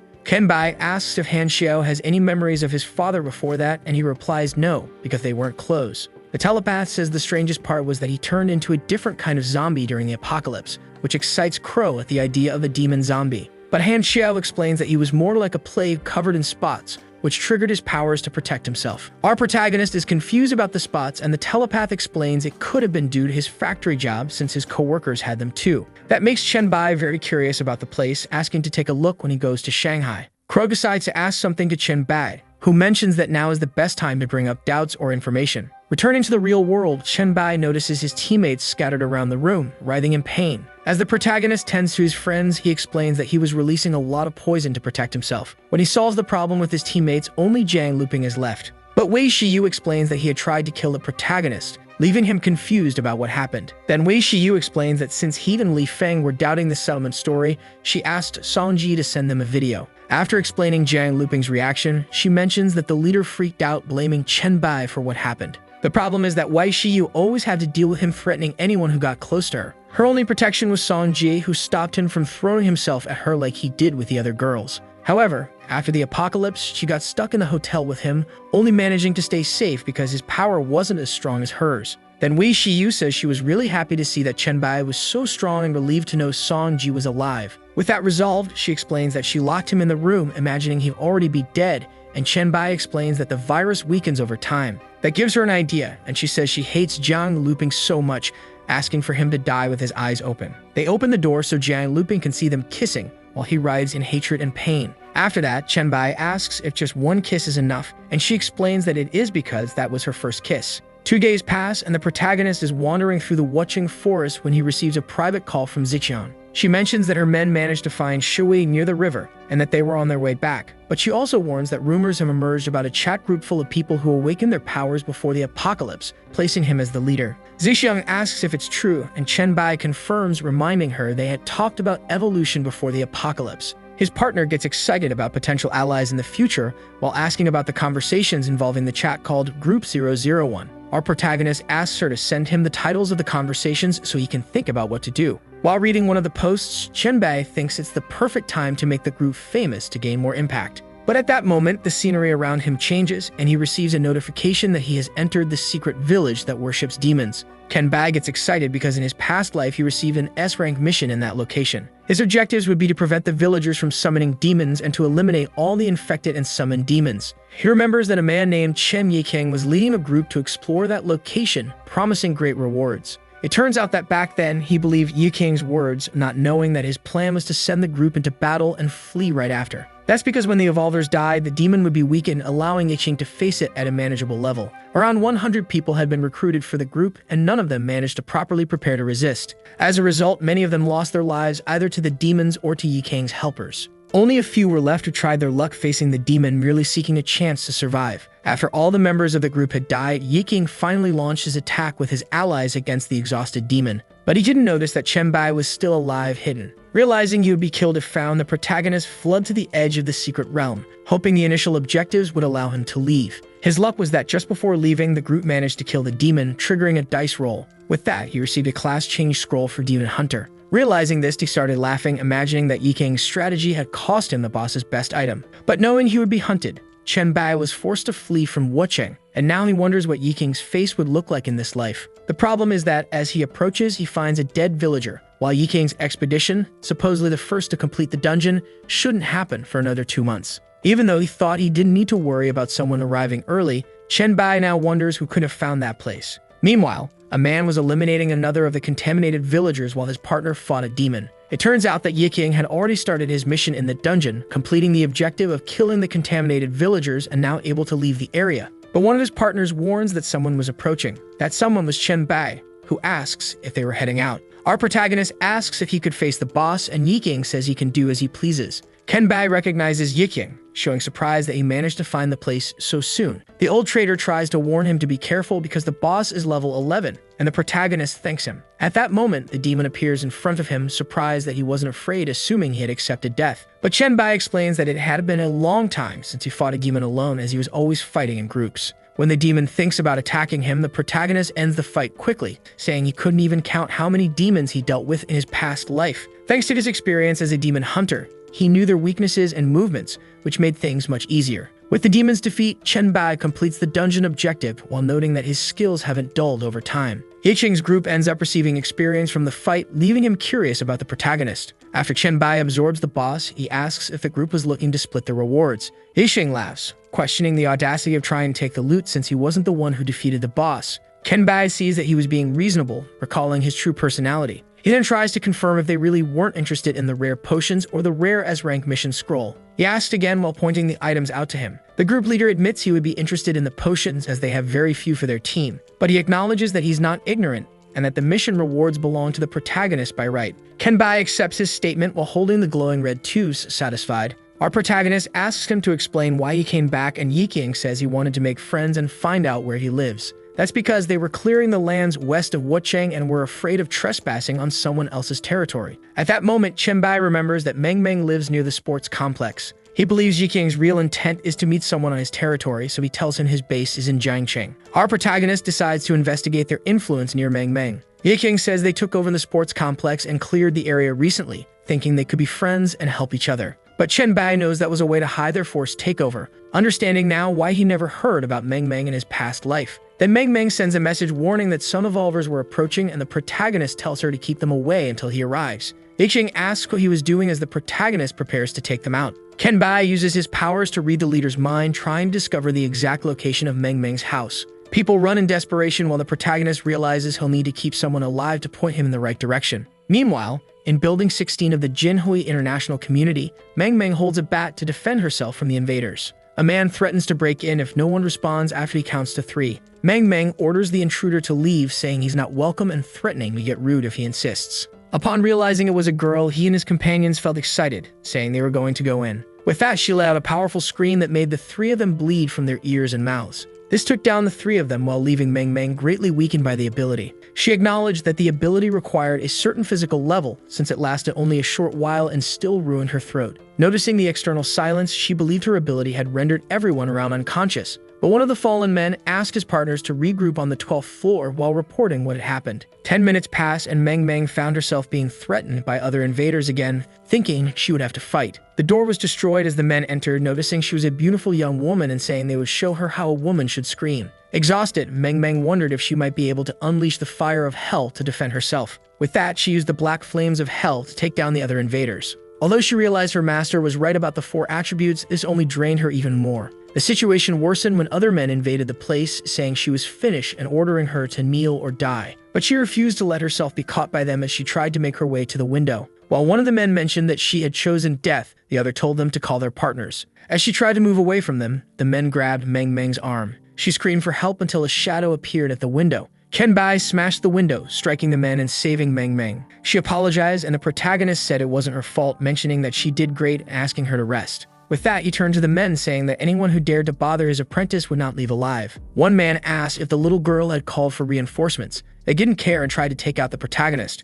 but Chen Bai dealt with the 3 of them without any difficulty. Then he asked if there was no one else alive in that place. Meng Meng called out to her master, saying she was exhausted while groaning in pain. Chen Bai said that exhaustion caused headaches and hallucinations, making her wonder where he had been. Our protagonist held her hand, saying he had been there all along. At that moment, another invader approached him from behind with an axe and tried to strike him. But Chen Bai finished him off, telling Meng Meng not to be afraid because her master would protect her. After that, he gathered his energy to take down all the other invaders in that place, saying that no one would hurt her. An hour later, her master mentioned that she was much better now. A hand held the door, putting the protagonist on alert. But the person turned out to be one of his followers, revealing that all of Yi King's forces had been eliminated. The man confirmed this, saying he followed his instructions to eliminate all of Yi King's followers. At that moment, Chen Bai understood that only his trusted followers remained. With that, the man denied having followers, mentioning that he had a wife and children who were used to blackmail him. That was because his ability had been weak, his family might have been abused and killed like his neighbors and friends. Our protagonist praised the man's talent, recalling that he had been warned by him about the boss and invited him to Jiangqing. Chen Bai said it was okay if he didn't want to go, as he would respect the choice of the man named Zhang Long. But Zhang Long said he was willing to accept and had only hesitated because he remembered the people enslaved by Yi King at the settlement. Our protagonist said that although he could take them, many people would make it difficult to go straight to Jiangqing, suggesting they stay there. With that, Chen Bai handed him a strength potion while sending a friend request, asking him to let him know once he decided where he would stay. After Zhang Long, the protagonist opened his inventory. He reflected on the potion he gave to Zhang Long, noticing that the mask changed its shape after he removed the potion from the inventory. Our protagonist remembered that the mask had been changing whenever he stored items, recalling what he had recently placed in it. When Chen Bai moved the items in the inventory, he noticed that the mask was watching the potion flasks. With that, he realized the mask always followed the potions, imagining it wanted to consume them. Since he had inferior potions, he decided to test using them to feed the mask, thinking it might unlock new functions. He gave it all the potions, and 5 minutes later, the mask appeared content. He wondered if all of that was just to receive a burp until the mask vomited a purple mass. Chen Bai held the purple object that the mask vomited, discovering it was a purified demon blood essence. Our protagonist boasts that he can purify demon blood, as with the help of the secret realm, he could have a massive supply. With that resolve, he remembers that he hasn't had time to look at the transfer mission scroll. Upon analyzing it, it's recognized as an S-class demon hunter mission scroll, marked as unique and special. Then he sees the mission requirements asking to use the scroll and kill demons, making the protagonist decide to do it without rushing. Chen Bai remembers that the place is dangerous and full of opportunities as he cuddles Meng Meng. At that moment, she wakes up surprised to see her master sitting there. She hugs the protagonist in relief, crying as Chen Bai explains that he had taken care of the invaders. Although Meng Meng says she is too weak for that world, her master tells her that her focus should be leveling up. The girl says the requirement to level up is too much, since even by eliminating monsters in the dream, she couldn't improve. Our protagonist suggests returning to Jiangqing, where she's better, as there would be dungeons to explore. This proposal excites Meng Meng, asking to leave immediately for Jiangqing. Chen Bai stops her, saying it would take a month to reach Jiangqing on foot as he carries her in his arms. He jumps out the window, asking her to tap him if she feels too much wind pressure. After walking through the city for a while, the two arrive at the entrance of the secret village that believes in demons. Meng Meng notices that the atmosphere had changed, and Chen Bai explains that the only difference here is the dungeon entrance. With the protagonist's explanation, she says she will remember that and asks if her master wants her to lure the monsters. But he reminds her that they're not in the dream world, every skill matters, asking her to wait at the entrance. With that, he follows the path into the forest, taking out demons and dark priests. Trying not to waste time, Chen Bai follows the path to defeat the boss quickly. Upon finding the enemy group, he observes them from above until being noticed by the leader. This dark priest declares that the intruder will be a sacrifice to the demon god, but he is quickly defeated by the protagonist, who completely absorbs him with his evolution devour skill while being surrounded. As everyone tries to strike him, the protagonist activates his shield to defend against the attacks. Then he receives the notification that by defeating Dark Priest Hidden High, he earned 45,000 XP thanks to his special lineage. Realizing he could use evolution devour on enemies with demonic lineage, he decides there's no need to hold back. With that, he uses his tentacles to wipe out all the enemies at once. He notices that he could extract Demon Potion, realizing that mini-bosses had potions equal in quality to the bosses. Our protagonist observes the defeated enemies, saying that while elite monsters drop lineage potions, the regular ones do not. Meanwhile, Meng notices that her master killed the boss and several mini-bosses. This discourages her, imagining that Bai might forget about her since she wasn't gaining any experience this way. But at that moment, Bai tells her to prepare her most lethal skill while running from something. He assures her not to worry as the enemy wasn't at full strength and she would still be fine. Meng agrees to the request without fully understanding and uses her scream, taking down several enemies along the way and gaining levels and attributes. With this teamwork, Meng reached level 6 while Bai says he reached level 9. Then the girl hugs her master, thanking him for the help until he receives a video call from someone marked as Yai. Our protagonist answers the call, noticing his partners were worried. Zixiong urgently asks for help, saying a goblin self-proclaimed as the god of trade arrived at the settlement, surprising Bai. He assumes it must be Lido, wondering how he ended up at the settlement, which surprises Zixiong as he knows who it is. She explains that Lido offered an A-class construction order as an investment, but his condition was to have the best location for the Goblin Merchants Guild and lifelong tax exemption. Our protagonist believes this would be a no-loss investment as recognized states receive many advantages. Zixiong agrees while mentioning the construction order should be used immediately. He says he'll be back soon, asking her to relax. His partner asks if Bai prefers to wait a day before accepting, and the protagonist says she can mention him.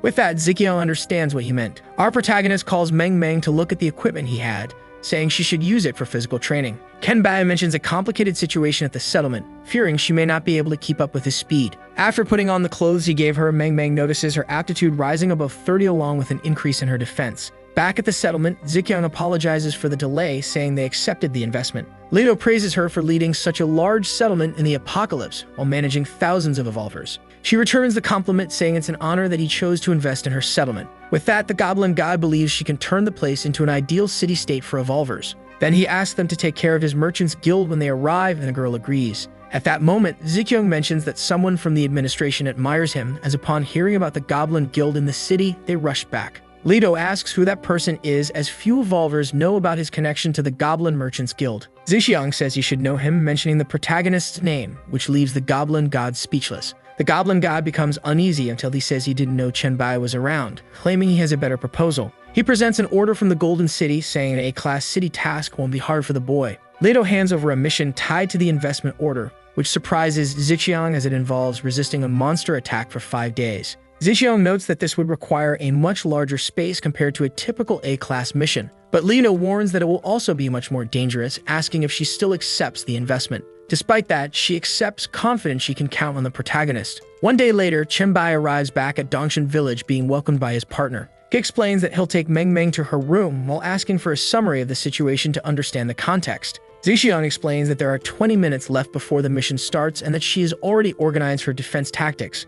Bai believes everything is prepared while his partner explains they've been in the dungeon and completed the plague set. That excites Bai so much that he says choosing her was the best decision he's ever made. His partner admits she felt more relieved seeing him carrying Meng as she was a bit nervous. But he explains that this is his disciple, asking her to call Songji to take care of her and notify him when the girl wakes up. That's because this girl would be the key to protecting the settlement. Bai prepares for the confrontation against the invaders alongside his partner. At the same time, the monsters surround Dongshan. He remembers that in his past life, his city was founded at level B, and because of that, the number of monsters was much smaller. Despite the absurd difference, the protagonist doesn't let himself be intimidated. There were only 3 minutes left until the monster attack, as Bai observed from atop the city walls. Zixiong announces the 5 days of monster attacks in Dongshan, having a child use her skill to spread the message. She explains that they have the strongest walls in the world and full resources to protect themselves from this attack. Then she mentions the team members, announcing the number of members at each level. To help them stay calm, Zixiong announces price discounts and various other benefits during this period. With 1 minute left, Zixiong asks if they're ready to reap money and experience from the fight. Our protagonist praises her speech while his partner mentions she feels more confident with Meng Meng by their side. Kenbai praises the child's skill, asking that she be taken to a safe place. He asks Lu Li about the preparations for the broadcast, and she says she chose an advanced camera according to the instructions. With that, he orders the transmission to begin. This causes panic in the forum that was following the broadcast, awaiting the start of the battle. As the preparation period ends, the monsters grow stronger and rapidly evolve. Lu Li wonders why the siege became stronger, saying they could have eliminated the weaker zombies earlier. Zixiang reminds her that stronger monsters give more experience and coins, saying the protagonist already knew this would happen. He had explained that both experience and coins are tripled, and at that moment, he throws himself at the enemies. Kenbai begins the battle by infecting one of the zombies, causing a reduction in resistance. With that, he throws the infected zombie at the enemies so it can infect the others. But then he notices some infected zombies gathering while others back away. At that moment, the protagonist suspects there is a lord controlling the zombies. Even though he knows it would make things easier if he got rid of the lord, he remembers that it will take a long time to find it. Our protagonist realizes the lord wouldn't be on the front line, remembering that his allies were doing everything they could to protect the city. However, he fears that if he doesn't take down the lord soon, it will make the mission harder. Kenbai realizes he needs Meng Meng and creates a shield with his power while hoping she wakes up. The girl wakes up being greeted by Songji, prompting her to ask about her master and where she is. When Songji tells him she's awake, Kenbai gets excited. Meng Meng apologizes for fainting along the way, saying she already knows the situation. But before she heads into battle, the protagonist asks her to go after a specific zombie. After receiving the information about her target, Meng Meng says she'll go to sleep, asking not to let anyone come near her. With that, the girl arrives at the battlefield through the dream world and observes the number of zombies. She uses her Dreamweaver ability to take out several enemies at once, but then she remembers her master's request, creating butterfly wings to fly across the field. By the afternoon of the first day, Kenbai retreats and asks about the city's situation, and Zixiang mentions there have been no deaths thanks to him. She suggests he rest while her team defends the walls in his place.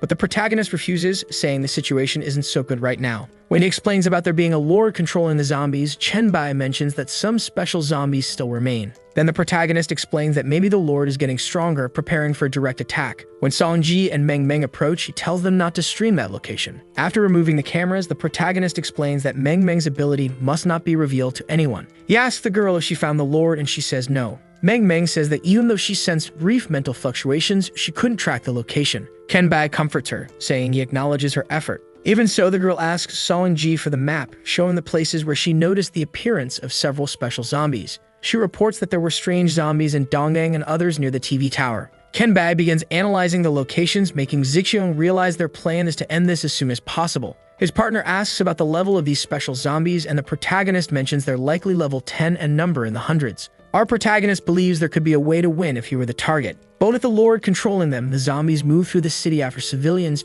turning it into a competition of who causes more deaths. Zixiang understands the problem and decides to focus all their forces on going after the lord as soon as possible. But the protagonist says he has an ideal candidate for the job. He speaks with an ally named Han who has high sensitivity to energy fluctuations. On the morning of the second day, Han Xiao arrives at the settlement, surprised by its size. Then he asks the protagonist if he could move to that settlement, and Kenbai says he could. This excites Han Xiao, while Meng Meng asks which special zombie they would focus on at that moment. Kenbai announces that their first destination will be the Riverside TV Tower, where several zombies are climbing. He warns that the lord won't let them eliminate the zombies, saying everything depends on Han Xiao. With that settled, the protagonist and the girl head into battle, making their friend think he should learn how to do that too. Meng Meng uses her scream to lure the zombies to her, boasting that she's the most powerful in the dream world. But the zombies prove faster than she expected, and she realizes she won't be able to escape in time. Our protagonist quickly launches an attack and uses his hellfire to take out the zombies advancing toward her. At the same time, he gets rid of the zombies climbing the walls, giving Meng Meng time to strike back as well.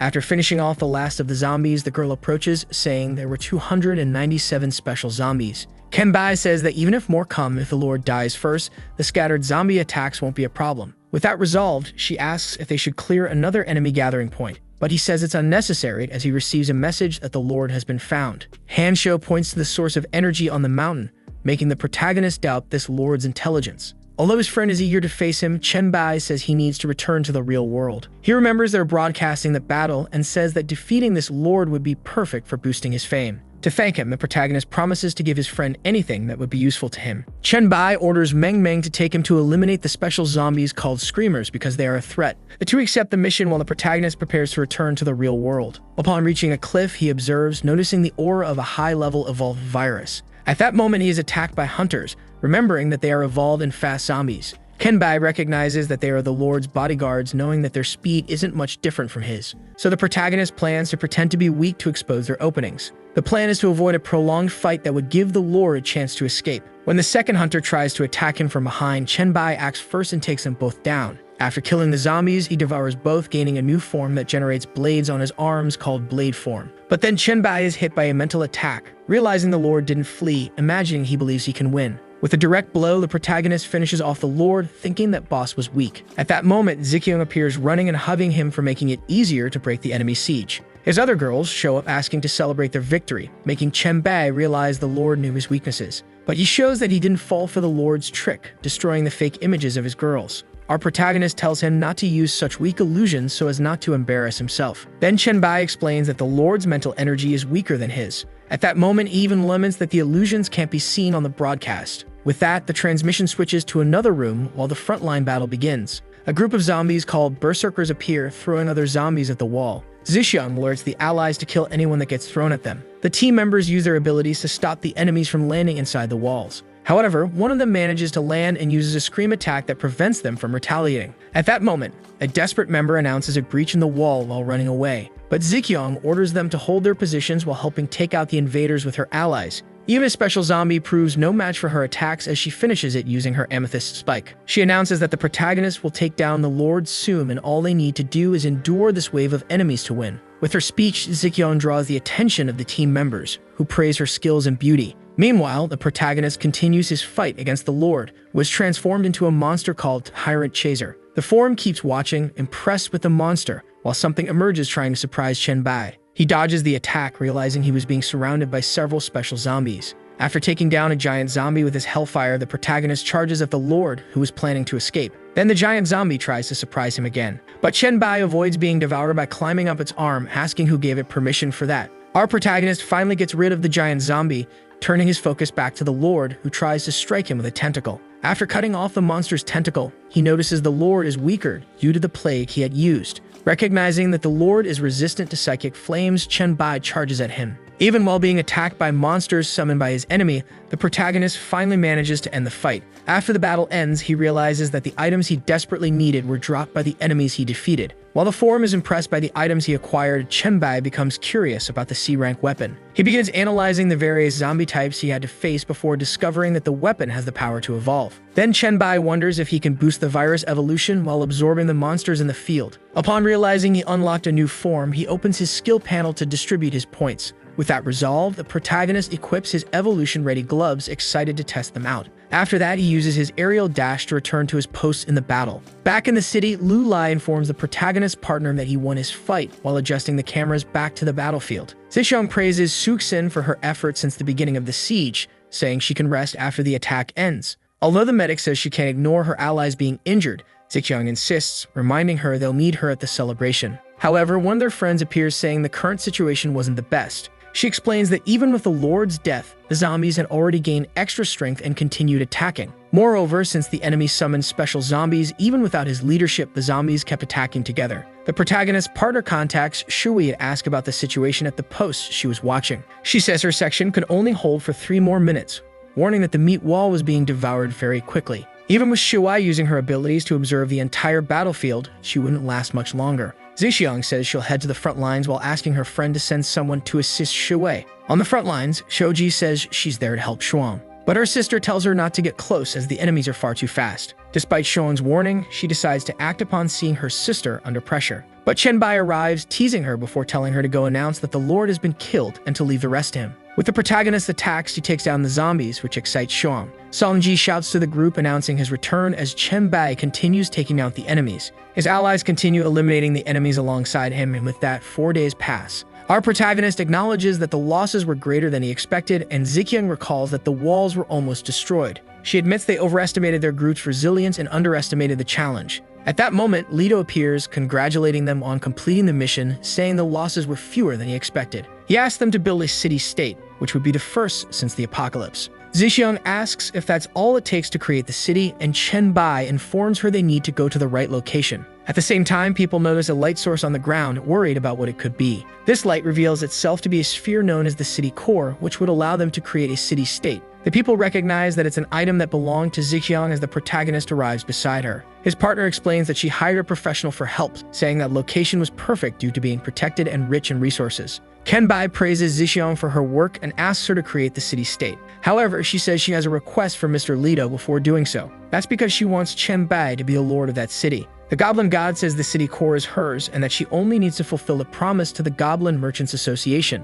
which she confirms she'll hand over the authority they requested. Chen Bai steps forward and begins the creation of the city-state. He acknowledges that it's time to rebuild his city of Emperor Bai. At that moment, the cosmic panel reveals that the city lord receives advantages within the city, while his enemies have reduced stats. Zixiang receives a message saying she's been granted the highest level of authority in the city along with an 80% bonus to her attributes. The crowd celebrates as they receive attribute points for helping defend the city. Lido congratulates him, leaving Zixiang confused by his attitude. The Goblin God says everyone is satisfied while reminding the protagonist that he needs to complete his quick investment tasks. Chen Bai mentions that his task is quite difficult, prompting Lido to say he trusts his abilities. Our protagonist hands 2 scrolls to Zixiang, asking her to begin the plans for the city. He explains that the items produced with the scrolls can help them with challenges and boost the settlement's development.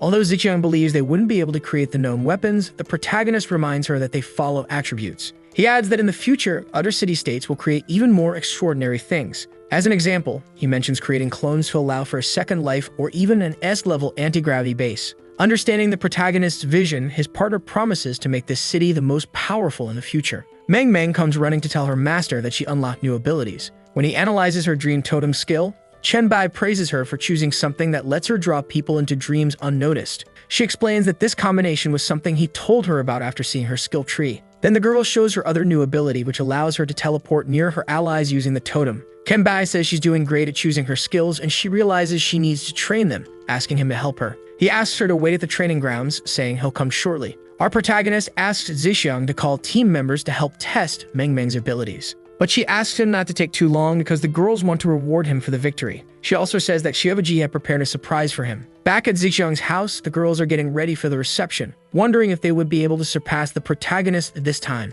One of them confirms that they would while teasing Songji for fainting right at the beginning, which leaves her quite embarrassed. That night, Chen Bai asks what Meng wanted with her partner, and she explains that the girl wanted to know a dungeon to train in. He asks her to tell Meng to talk to him later, and Zixiang says she already did. After that, she mentions that all the girls in the harem wanted him to help them choose their skills. Songji appears from under their blanket, making the protagonist mention that there wouldn't be much he could help with. Seeing that the girl was insisting, Chen Bai asks them to show their skill trees. That excites all the girls while the protagonist starts by observing his partner's skills, telling her to focus on Amethyst evolution. Our protagonist suggests picking the Amethyst Eye skill, which would allow her to control her enemies. Zixiang understands that the power to cause confusion and make her enemies lose their sense of direction just by looking would be very useful. Next is Xiaowei, who mentions having only 2 skill trees to use. Chen Bai tells her to evolve Threat Vision while using another skill to share her vision, becoming an indispensable support. Xiaowei mentions she'll work on unlocking it as soon as possible, and the protagonist says her basic skills are already impressive. Although Lu Lai says she doesn't have offensive skills, Chen Bai says she could even create miracles. That's because her skill recognizing the false true can turn illusions into reality if the target doesn't realize it's an illusion. He explains that the absence of damage isn't a problem since the mind creates reality. Zixiang asks if that skill wouldn't be abnormal, and the protagonist explains that it all depends on Lu Li's experience. Next is Suixin and her B-level skill, Rapid Recovery. Chen Bai explains that she should allocate points in stamina and mind because those abilities affect herself before others. Our protagonist praises her skills, saying he's never seen better medical talent. Then Songji shows up saying that since he had already finished with Suixin, it should be her turn. But he says he'll first check Lingyu's because hers is Class B, while Songji's is Class C. Upon seeing that her skill not only speeds up thinking, Chen Bai instructs her to choose skills for judgment and practice. Lingyu thanks him, saying she wants to repay him through actions, which makes Zixiang worried about how focused she was. But Chen Bai denies it, saying that if she doesn't control her focus, her skill would be useless. Finally, it's Songji's turn and she gets excited while he analyzes her skills. Despite noticing all her focus on skills and enhanced evolution speed, Chen Bai says she still wouldn't be able to defeat him. Zixiang asks them to dedicate themselves to evolving their skills so as not to disappoint the protagonist. Shuang hears the girls saying they'll give it their all and starts wanting help with her skills too. The next day, the protagonist goes to Hanshou's house, taking advantage of Meng Meng's totem power. But she complains of dizziness because of the teleportation distance, and Chenbai tells her to rest. Hanshou asks how the city is doing, and the protagonist says everything is going as planned. He asked about attribute points gained since his friend and Meng Meng killed special zombies in the dream. But he mentions receiving only one because there was an accident where a mental shock from an enemy knocked him down. Kenbai tells him not to mention being in group 001 to avoid embarrassment, while Hanshou says no one else knows about it. Then he says he was just joking and suggests going out when his friend is ready. Our protagonist looks at the mark on his hand, believing his mission has to do with the chemical factory Hanshou mentioned. His friend calls in while the protagonist is excited to find out what kind of rewards he'd get in that place. Kenbai remembers that he didn't want to check the mask in Jiangsheng for fear that Lido would discover he was hiding something. Then the protagonist discovers that the potions could be refined into S-class essence. Hanshou points out that they were close, pointing to the mysterious thick green mist. Our protagonist asks if he knows the factory, and his friend confirms, saying he knew about it even before the apocalypse. When he tells them to head in for exploration, Hanshou asks if he should go too, as the green mist gives him a bad feeling. Chenbai warns him to just keep his distance and says he could take him to his father's workplace because it might trigger his mission. Hanshou agrees while putting on a mask to protect himself. Upon looking at the mark again, he notices the mission was activated. He must find the source of the mutation. Our protagonist remembers that upon reaching level 10, its abilities were enhanced and his virus control improved. He notes that he can control viruses within a 10-meter radius, while Hanshou is impressed by his reaction. When a giant mosquito monster appears, the protagonist charges at it and kills it in a single blow. Kenbai says he hates mosquitoes while his friend points to a mushroom that was protected by the monster. Our protagonist tells his friend not to get close, saying that if he wants to die from the virus, breathing it would be the least painful way. That's because the mushroom was a fusion of plague and bacteria before the protagonist eats it, saying he's immune. He mentions that one bite is equivalent to several elite zombies. After that, Chenbai calls him to head straight to the factory. Arriving at the plague factory of the Magic City, Hanshou starts looking for information, saying he hasn't found clues about his mission there. Kenbai proposes exploring the place on the condition that if he says to run, he must leave immediately. Upon arriving in another room, the protagonist recognizes the concentration of viruses, and his friend says it's where they dumped plant waste. Hanshou says they had two large and deep pools, which he only approached once because the air made him dizzy. When they reach the sewage tank, they notice the area is surrounded by giant mushrooms and insects. Kenbai tells his friend to wrap himself in mental energy to protect against the plague's corrosion. A man calls them children of the plague and servants of the virus while approaching them. But when he tries to get closer to the protagonist, he is struck directly by the plague blades. Noticing that he couldn't break his defense, Chenbai becomes concerned, wondering if an A-class boss's defense could really be that strong. Then the boss says he offers rituals and prayers for the god destined to ignite the divine fire. Hanshou asks if the boss is kneeling before the protagonist, who also doesn't understand. With that, the high priest in Pukexyumi explains that the protagonist is destined to be his god and promises to give everything to him. Kenbai reflects on Pukexyumi's level 71 and his own level 79 from his past life, noting the huge difference between them. When he asks if he's really the god, the high priest reveals that he sacrificed himself to ascend and affirms that the protagonist is the god of plague. Then Chenbai remembers hearing about exclusive opportunities, imagining that the god of plague power could surpass the demonic bloodline. Our protagonist asks what he could do for them, and the high priest mentions that they paid a high price to help him with the challenge. Pukexyumi considers himself lucky to have seen them and says each member can receive a treasure from the plague sect according to their strength. He also apologizes for not being able to give all the treasures directly to avoid cosmic interference. Kenbai asks if he had the class transfer scroll. The high priest confirms having the scroll as God wanted and presents 2 S-class scrolls and 1 S-class scroll. This impresses Hanshou for seeing an SS-class scroll. But Chenbai appears disappointed while Pukexyumi says that SS-class scrolls are nearly impossible.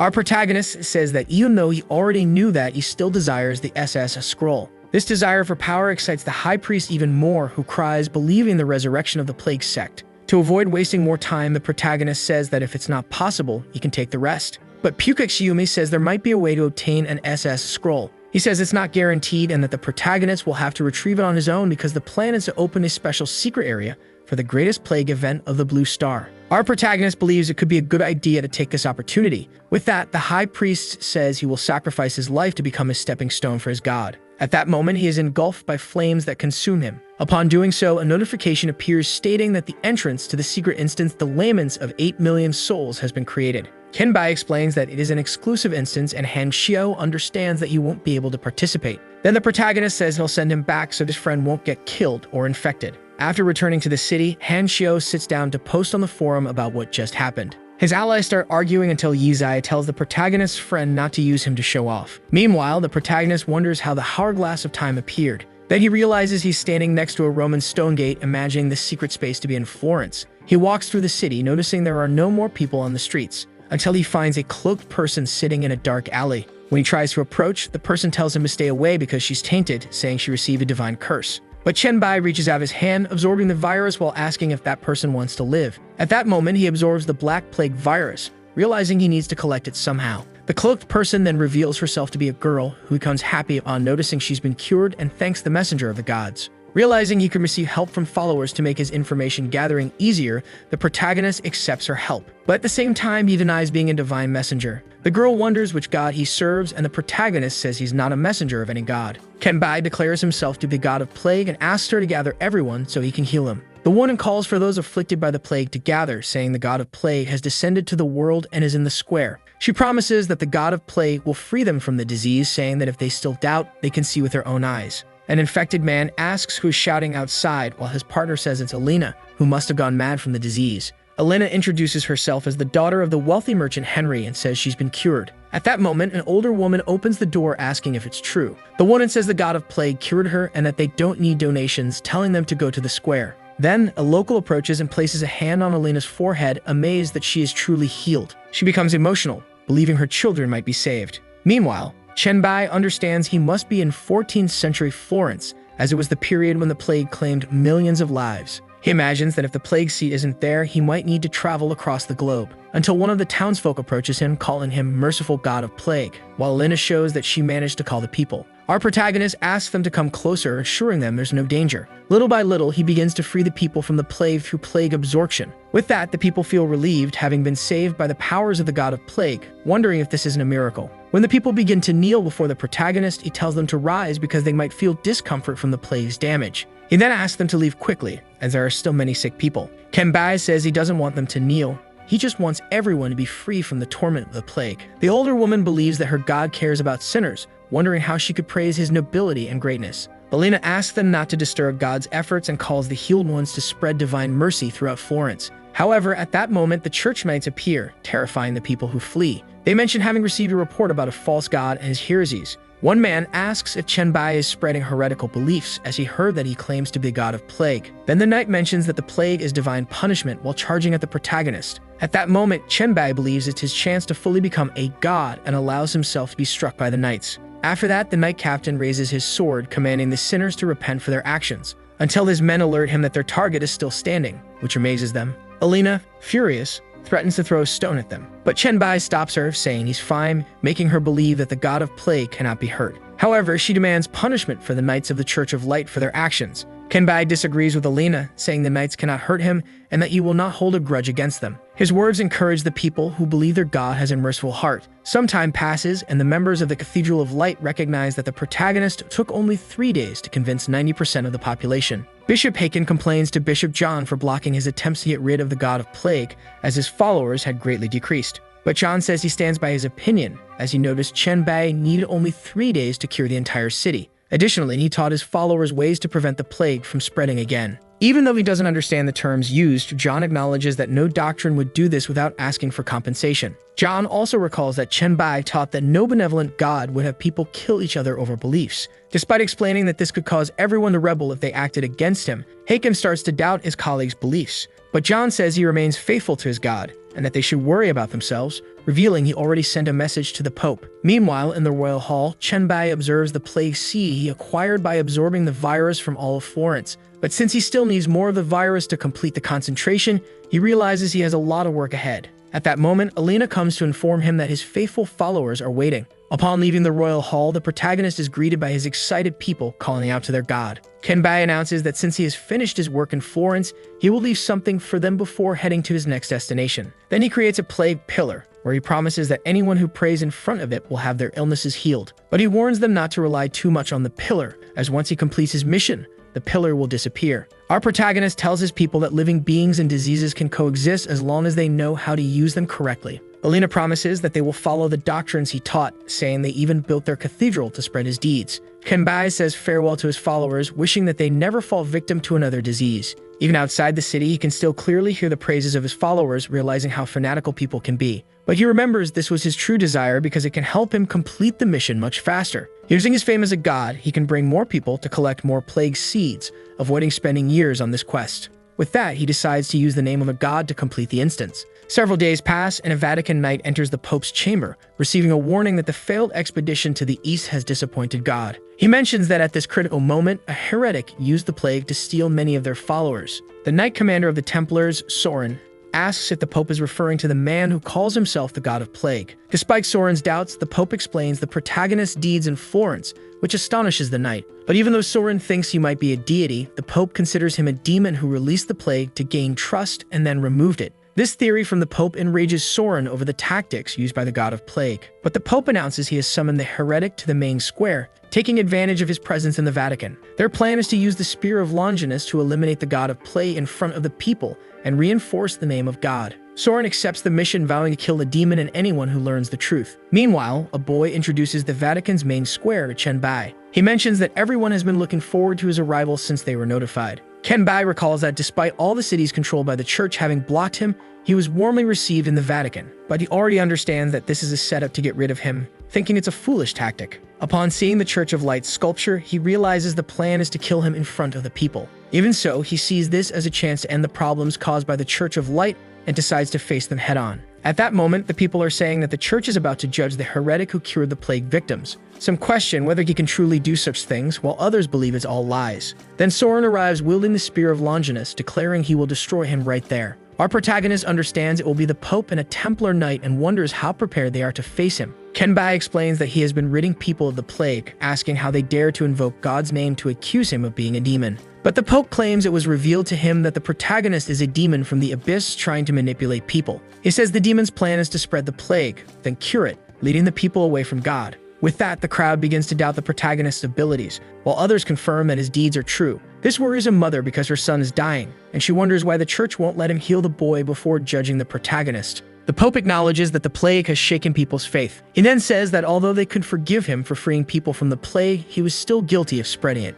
As the Pope mentions that everyone's souls were condemned to hell, the people begin to turn hostile toward Chenbai. Soren states that the followers of God cry out for justice as he charges at the protagonist. But he stops the attack with a single finger, warning Soren to give up because that spear had already made the mistake of harming the Son of God once before. This impresses the knight, who freezes in place, while Chenbai asks the people why the church keeps preventing him from freeing them from the plague. After approaching the Pope, he says it's just the demon in disguise, enraging him. The people around begin to laugh at the protagonist's theory, but he says he can soon demonstrate that the Pope is truly a demon. With that, he strikes a blow to the Pope's neck, prompting the Templar knights to attack him. Soren becomes furious with the protagonist's actions, stating that he truly is a demon. The Templar leader demands Chenbai reveal his true form while he watches the Pope's body tremble curiously. Gradually, horns begin to grow on the Pope's head as he starts to transform into a demon, frightening the people. At that moment, he reveals himself to be a true monster, just as the protagonist had expected. It turns out that his powers would be far too advanced for that era, and arguing with the Pope would have been a waste of time.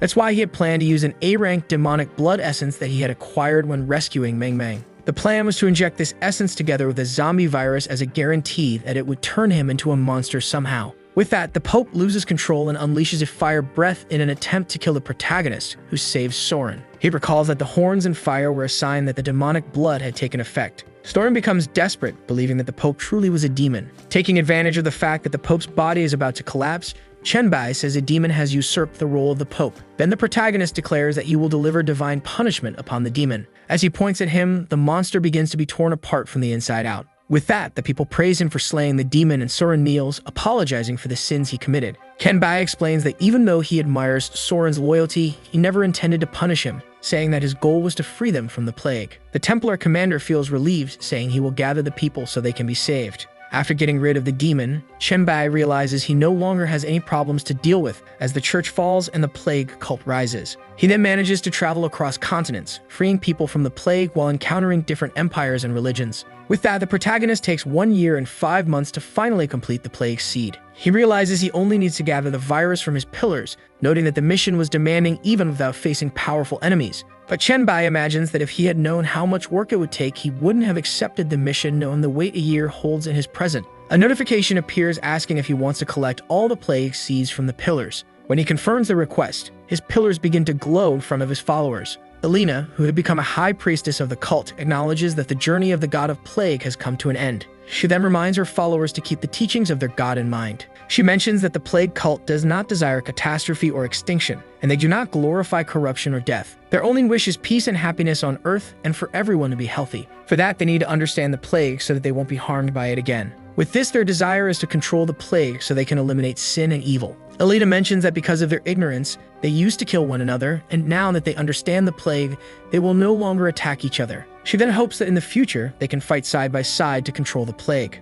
They recognize that the plague has become their weapon to fight and protect the lives of demons who carry the plague. Their power will bring destruction to the enemies of life, and even if the world rots, those lives will be eternal. The chants of the cult echo throughout the world, delivering more virus points to Chenbai. Our protagonist recognizes that the prayers are sincere as he receives the notification that his mission is complete. With that, he returns to the factory, where he receives the SSS rank class change scroll, Life and Death. He notices that it didn't seem like a skill while recalling that Lito's mission only required 2 SS class scrolls. After obtaining the first, he realizes he'll have to pursue the second, remembering that the Abyss held another SS class scroll. But just as he intends to leave, he receives a notification that the mission at the plague factory has failed. Kenbai believes it's because he didn't find the source of the plague in the factory. He begins to suspect that with Pukexumi's sacrifice, the source may have been lost and the mission failed. At the same time, he starts to suspect those mushrooms in the area. However, he decides to check on the state of the Emperor's city, realizing that only 4.5 days had passed outside the dungeon. Our protagonist believes this happened because of the hard glass of time that appeared in the instance. Seeing that Han Xiao also received the mission failure notification, Chenbai decides to check what he had been discussing during those days. Upon noticing that everyone was worried, the protagonist shows them he had received the SS class scroll. Everyone starts congratulating him for the achievement and discusses whether they should evolve the group into a league. Chenbai explains that a league would be a stricter organization, while their current group was more relaxed. When they start a vote to decide if the group should evolve, Han Xiao teases him, inviting him to sleep in his warm bed. Our protagonist tells him just to suggest a place to rest in the city while ignoring his comment. Upon arriving, Chenbai notices it's a great place far from any signs of viruses or living organisms. At the same time, 2 ghost girls sense his presence, and the older one says she'll kill him. Upon reaching a room, the protagonist takes the opportunity to rest without worrying about spreading the virus he accumulated. When he tries to grab his medicinal pillow, he ends up noticing something. That's because the medicinal pillow had become an item with a description stating it could increase longevity. At that moment, he decides to check his inventory and notices that most of the items he accumulated in dungeons had turned into actual items. With that, he remembers he also brought the Spear of Longinus, because he recalled seeing one in his past life as an SS class weapon. The spear had been a gift from Soren when he left the Vatican, and he realizes that the spear had also turned into an F-class item. Remembering that everything that becomes an item through universal desire gains a unique characteristic makes him quite curious. He wonders whether Mr. Lorga would still become a great warrior without the spear he once possessed. But at that moment, his hand starts to hurt, and he realizes that the Spear of Longinus had rejected him. Kenbai believes he has been classified as one of the 5 rejected types, imagining that if the spear evolves, it could become a problem. So he decides to return the spear to his inventory and keep it there so it can't be used against him. But at that moment, he notices the door is open, even though he was certain he had locked it. Suddenly, a knife comes through the door aimed at his face, but the protagonist manages to catch it without much trouble. Realizing he couldn't see his enemy even with his powers, Chenbai assumes it must be a spiritual being. Sensing that it's a low-level enemy, he imagines he can take it down with his powers. Our protagonist remembers that even though he has around 300 points of spiritual power, he only has 1 skill that would work. To solve this, he begins searching for other skills that might help him as the knife floats beside him. Seeing that virus points won't help, he decides to look at spiritual powers. Kenbai keeps checking his options while dodging the attacks. After managing to evolve his powers, the knife falls and he realizes the spirit fled. Our protagonist gets excited, wanting to find out what kind of spirit was attacking him. With that, he acquires psychic vision and is able to see the 2 ghost sisters arguing. He realizes that both are high intelligence level spirits and wonders why they tried to attack him with a knife. Then he decides to use psychic perception to analyze their stats. The older one is named Yan Qi, with a low level and abilities to control objects and absorb yin energy. The younger one is named Yang Xu, also low level, with the ability to control objects and possessing yang energy. Qianbai realizes they are evolved beings, thinking he's never heard of one that changed form due to their abilities. When Yan Qi tries to attack him again, he releases his energy to explain that he poses no threat as long as she gives up. At that moment, Yang Xu asks him not to hurt her sister. Our protagonist says he just wants them to listen, while Yan Kai tells him not to even think about doing anything perverted. But then he decides to tease the older one, saying she's the one having perverted thoughts at that moment. Qianbai says he's going to ask a few questions, like if they know what happened to the world and about their abilities. Yan Xui explains that they know about the world and how to use the skill panel, while Yan Qi summarizes the apocalypse. Then he asks why their levels are so low, thinking they were afraid to face monsters. The younger one says she couldn't hurt them because they were once human. But the protagonist says that's a stupid idea because someone capable of harming them might appear, as their abilities are very dangerous. With that, Qianbai tells them not to let themselves be controlled by their emotions. Our protagonist tells them to close their eyes and try to control their power while focusing on what they want to do. Yan Su wishes to protect everyone, while Yan Qi wishes to kill anyone who approaches her sister. Noticing that their reasoning was greatly impaired, Qianbai decides to help them before they become two monsters ruled by instinct. He understands that to train them, he must first reduce the effects of their energy. With that, Qianbai decides to use his telekinesis to play around a bit while refining his control. First, he decides to restrain them, which irritates the older sister. But the protagonist tells her to resist with all her strength until they run out of energy. He remembers that he never trained his mental abilities in his past life, and that's why he isn't so strong now. Little by little, he realizes that controlling two spirits could be difficult. Then they stop resisting, and Qianbai believes it's because they understood he wasn't really going to hurt them. With that, the protagonist decides to explain that if he doesn't help them control their emotional energy, they could become vengeful spirits. At that moment, Qianbai says it might be better to kill them right now and rips the clothes off both of them. After having fun with the sisters, he goes back to asking what they would do if they encountered a zombie. The younger one says she would kill the zombie to protect people, and the older one says she would focus on killing the zombie first and foremost. Then he realizes that both have regained their reasoning, even if one is still the good one, and the other the bad. Yang Sui thanks him, while Yan Qi promises she'll get revenge for the brutal treatment they received. Ignoring the threat, the protagonist explains that he can now start teaching them basic techniques. With that, he tells the two to try releasing their accumulated energy and manifest clothes. The two begin to slowly form pieces of clothing. Qianbai explains that body energy would be determined by the user's skill, and that he would use the rest time to train them. A few days later in the Red Star Dungeon, the sisters show that they've evolved their abilities.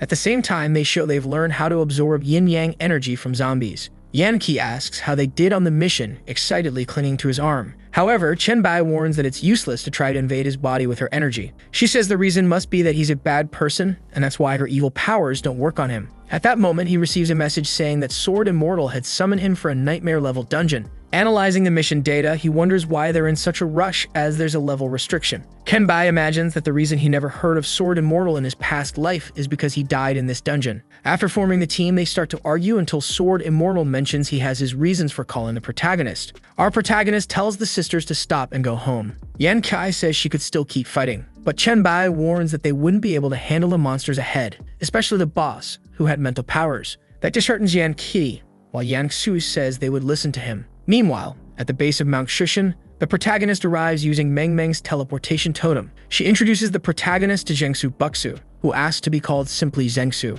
Then someone else arrives leaning on Zhengsu, saying he's the Sword Immortal and his name is Chu Zixun. At that moment, Qianbai notices he carries several swords, imagining Zixun has a sword-based ability. Zixun says he's right while showing his skill panel. Our protagonist praises his ability to create sword techniques and to charge energy into his sword. The swordsman becomes embarrassed by the compliments before the protagonist calls everyone to proceed with the mission. Sword Immortal asks if they had received the information, and Qianbai mentions that the mission would be to complete the mountain path. Meng Meng becomes worried about the information, believing it wouldn't be that easy, and the protagonist says he'll stay alert for surprises. As they begin to climb, they reach a point where they are covered by mist. Qianbai warns them to watch their steps and their surroundings so they don't fall. Then they encounter someone climbing the mountain, repeating that the path was treacherous. But when the protagonist tries to approach him quickly, the old man suddenly appears much farther away. This impresses the protagonist, who believes something is wrong. He uses his ability to attack the old man and realizes that he was an illusion. Meng asks who the old man was, and her master reveals it was an illusion and tells them to pay attention to his phrases.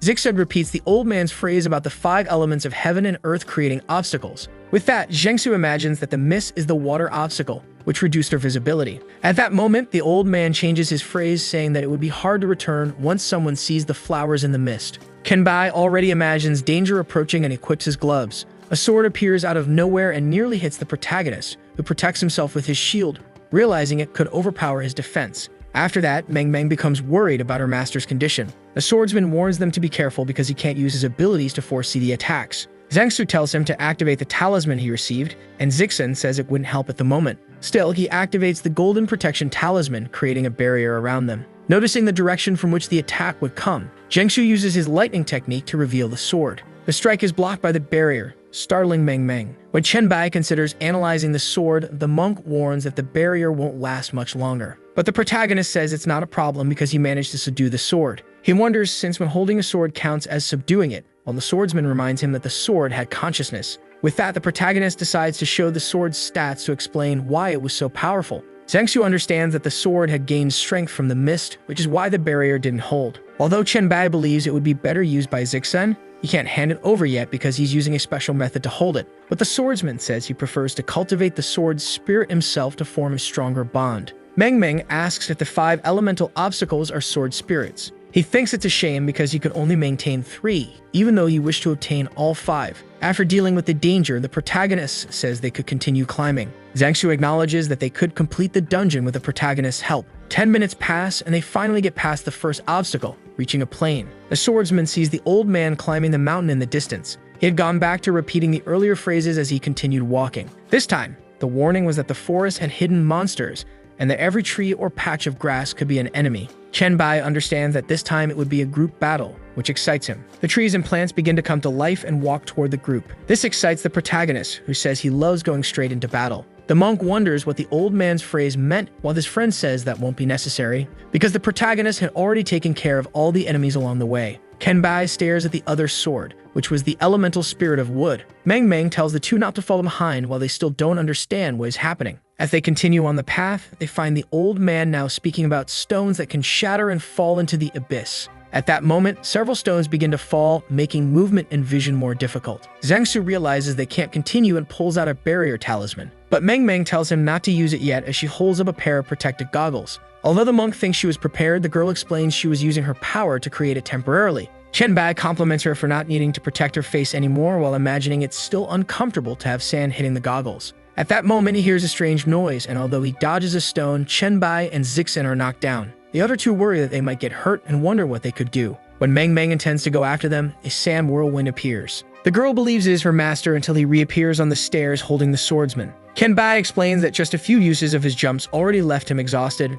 mentioning that it wouldn't be good for the girl to try to help them. Zhengsu suggests they take a moment to think about how they could deal with the cliff sword. He already warns that the sandstorm was preventing him from predicting the attacks. But the protagonist explains that they just needed to focus on the vibrations to know the right moment to dodge. Zixun praises him for noticing that with just one attempt. Not wanting to waste time, Chenbai tells them to wait for the next attack or stay close to him if they can't react in time. With the help of the protagonist, the group managed to keep climbing despite some problems. With that, they completed the third obstacle, hoping to finish the level soon. Meng asks if he wouldn't want to go after the Earth Sword, and the protagonist simply says no. The monk explains that besides being incompatible with the other two, it could restrict the power of the water sword. Kenbai explains that since he could also only control 3 swords, his last one would either be the gold or the fire one. After a while, they pass through the cliff and arrive at a desert where the old man talks about the scorching sun possibly causing dizziness. The two partners complain about the heat, imagining that the fire sword spirit was trying to incinerate them alive. Meng mentions that even when she manages to produce water, it evaporates too quickly.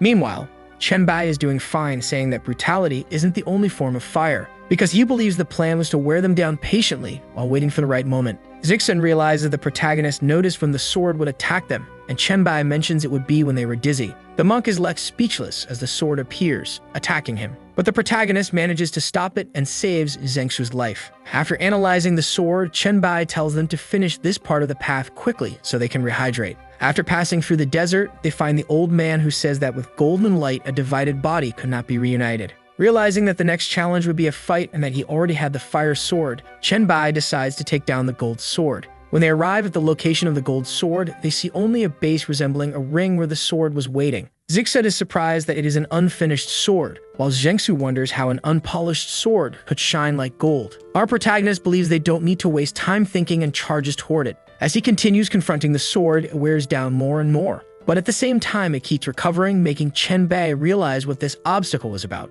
That's because the sword was able to increase its stats as it took damage, imagining it was a form of refinement. At that moment, he decides to test something and uses his abilities to destroy the base to finish off the sword. Dengshu asks if they heard the protagonist's conclusion, and the swordsman wonders if the sword could keep improving forever. After that attack, the sword looked brand new, allowing Chen Bai to finally wield it. He had noticed that by reducing its constitution, the sword was able to enhance its strength and speed. With that, he starts provoking it, trying to test the sword's physical condition by twisting the blade. Because of the strategy used, the sword breaks easily. Our protagonist is happy to realize that the gold sword wasn't that good, and that it was quite easy to kill. Meng Meng mentions that the old man had appeared again, repeating his phrases. But this time, he mentions that after finishing off the elemental spirits, there would be an endless path in search of Tao. As he descends the stairs, the old man asks why he suffers so much in the pursuit of immortality. At that, the girl is confused by his behavior, and Chen Bai suspects that it's not a good sign. Just to be safe, he tells Zixen to stay in front of the group. That's because if they don't have a firm heart, the path won't appear, making Zhengsu believe only he could show the way. Our protagonist decides to tease the monk, asking what the reason was for the old man to descend the mountain, and he says he isn't sure. But Chen Bai understood that this was a false clue, indicating that the path would be downward. Besides that, he mentions a chill down his spine, feeling that the old man would kill anyone who turned back. While the swordsman panics, wondering if he could complete the challenge, Chen Bai decides to provoke him. After walking for 4 more hours, they finally manage to complete the dungeon and reach the top. There, each of them receives a reward called the Shushin token before revealing a chest. They notice that the token granted access to the Shushin map from levels 10 to 89. Despite that, Chen Bai isn't too excited because his desire was to get the SS scroll and complete Lito's mission. Zixen asks the protagonist to be the first to open the chest, and he thanks him. Zhengsu says he doesn't care about the treasure, as he's just happy to have the token. Back at the abandoned hotel, Chen Bai was resting until he was greeted by the ghost sisters. He teases Yan Qi, saying that even though she looks weak, they still wouldn't be able to defeat him. Putting the teasing aside, the protagonist mentions that he got a skill book that would be perfect for them. He then promises that if they managed to knock him down, they could keep the book.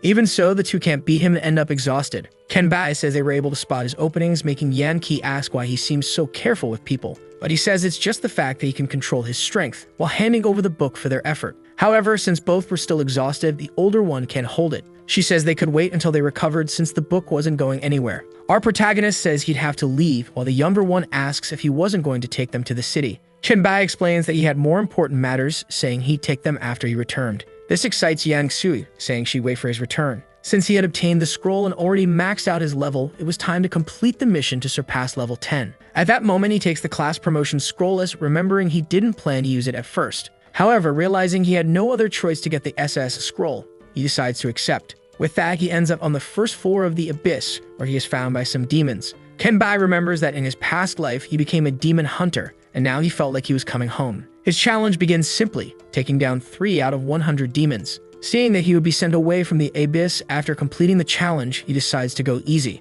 That's because his wish was to do this to enter the Abyss and find the well challenge. A day passes while the protagonist holds back from completing the challenges. Even though he could easily wipe out the group that was chasing him, he knew another one would show up soon. At that moment, he notices the well was erupting. He understands that it's not a good sign because even if it doesn't affect the challenge, the demons would become stronger. In addition, it could expel several demon eggs, increasing their numbers even more. Chen Bai can't face the enemies because if he completes the demon-killing challenge, he'd be sent away. Suddenly, a sword appears, trying to strike the protagonist, who manages to dodge. With that, a warrior demon named Fergus lands on the sword, saying he found a perfect dinner. Our protagonist is impressed by a pure-blood demon on the first level. Fergus acknowledges that he knows quite a lot from being able to speak the demon language, saying it didn't matter. Chen Bai asks if he knows why he was running from lower-level demons. Then the warrior demon says he'll allow him to speak before devouring the protagonist's head. But Chen Bai just takes out the demon with ease. After that, he simply explains that he had already killed all other demon species. Noticing that the demon eggs were hatching, the protagonist decides not to waste any more time. After 6 days, he finally gets close to the well, realizing it was still quite far. At that moment, Chen Bai decides to rest in a spot he had used for rest in his past life. He then takes the opportunity to feed the mask with more potions to clear out his inventory. But with that, another demon appears, watching him from afar. This new demon mentions having received a warning from his servant about a human trying to reach the abyssal well. The demon was a level 18 Ku Tao fish who recognizes the protagonist as the one his servant spoke of. Kenbai realizes that this was also not a demon that should appear on the first floor. He then asks if Ku Tao rises there when the well erupts. But the fish demon mentions being a prince who came to finish him for daring to roam freely through the abyss. Ku Tao uses his water blade attack to strike the protagonist, but Chenbai defends himself with his hellfire armor, which creates a fire barrier. With that, he mocks the demon, asking whose offspring he is. The fish demon says he is the son of the lord of the 17th floor while trying to hit him with his trident. Chenbai uses his muscle enhancement ability to finish off Ku Tao. He says he was just trying to rest when he came to interrupt. With that, he finishes off the demon, saying that his bloodline would make a good appetizer. After dealing with the fight, he feeds about 10,000 potions stored in his inventory to the mask. Meanwhile, he analyzes the demon's trident, thinking it would be a great acquisition due to its underwater breathing ability. With that, he continues on his path toward the well until he finally arrives. Kenbai observes the well, seeing a warning along with several waves of energy. At that moment, something notices him, sending chills down his spine, and the protagonist understands that he won't have another chance to catch it. He also remembers that in his past life, although many level 10 disciples tried, none of them made it out alive. This being realizes he hasn't advanced his class yet as several messages appear. Despite all these issues, Chenbai receives permission to proceed through the Abyss Challenge path. He then receives the information that if he completes the challenge, he could receive an SS class scroll, which excites him. Kenbai is informed that he must jump into the well to start the challenge, and if he tries to retreat, it would be a permanent abandonment. With that, he jumps, receiving the message that he must defeat the projections of level 10 demons under special conditions. At that moment, he thinks that since all cooldowns will reset, it might compensate for the more than 70 years of the time hourglass. Until he receives the warning that he cannot return to his limit state, making Chenbai hope nothing bad happens. He gets a message saying he can go back in time and erase everything that happened in the erased timeline. Kenbai notices the time hourglass appearing, thinking that the Abyss shouldn't be able to reset that ability. After accepting the conditions, he fully recovers and the challenge begins. He mentions that there were no problems, and with that, the Abyss challenge won't be difficult. The challenge begins with a level 10 demon named Balkek under no special conditions. Gradually, he moves through each level without issues until reaching level 66 against the demon Adu, where he can only hit weak points. This starts to make things harder for the protagonist as he notices his advantages greatly decreasing. Realizing he has no real edge and needs to discover the weak point, he decides to take the damage to win the fight. Kenbai faces the demon head-on until he needs to retreat a little, but then the demon throws his sword and lands a direct hit. After removing the sword from the protagonist's body, the demon praises him, saying that even though he's a fool, he has endurance. However, since the demon holds the blessing of the Abyss rules, he claims he never had a chance.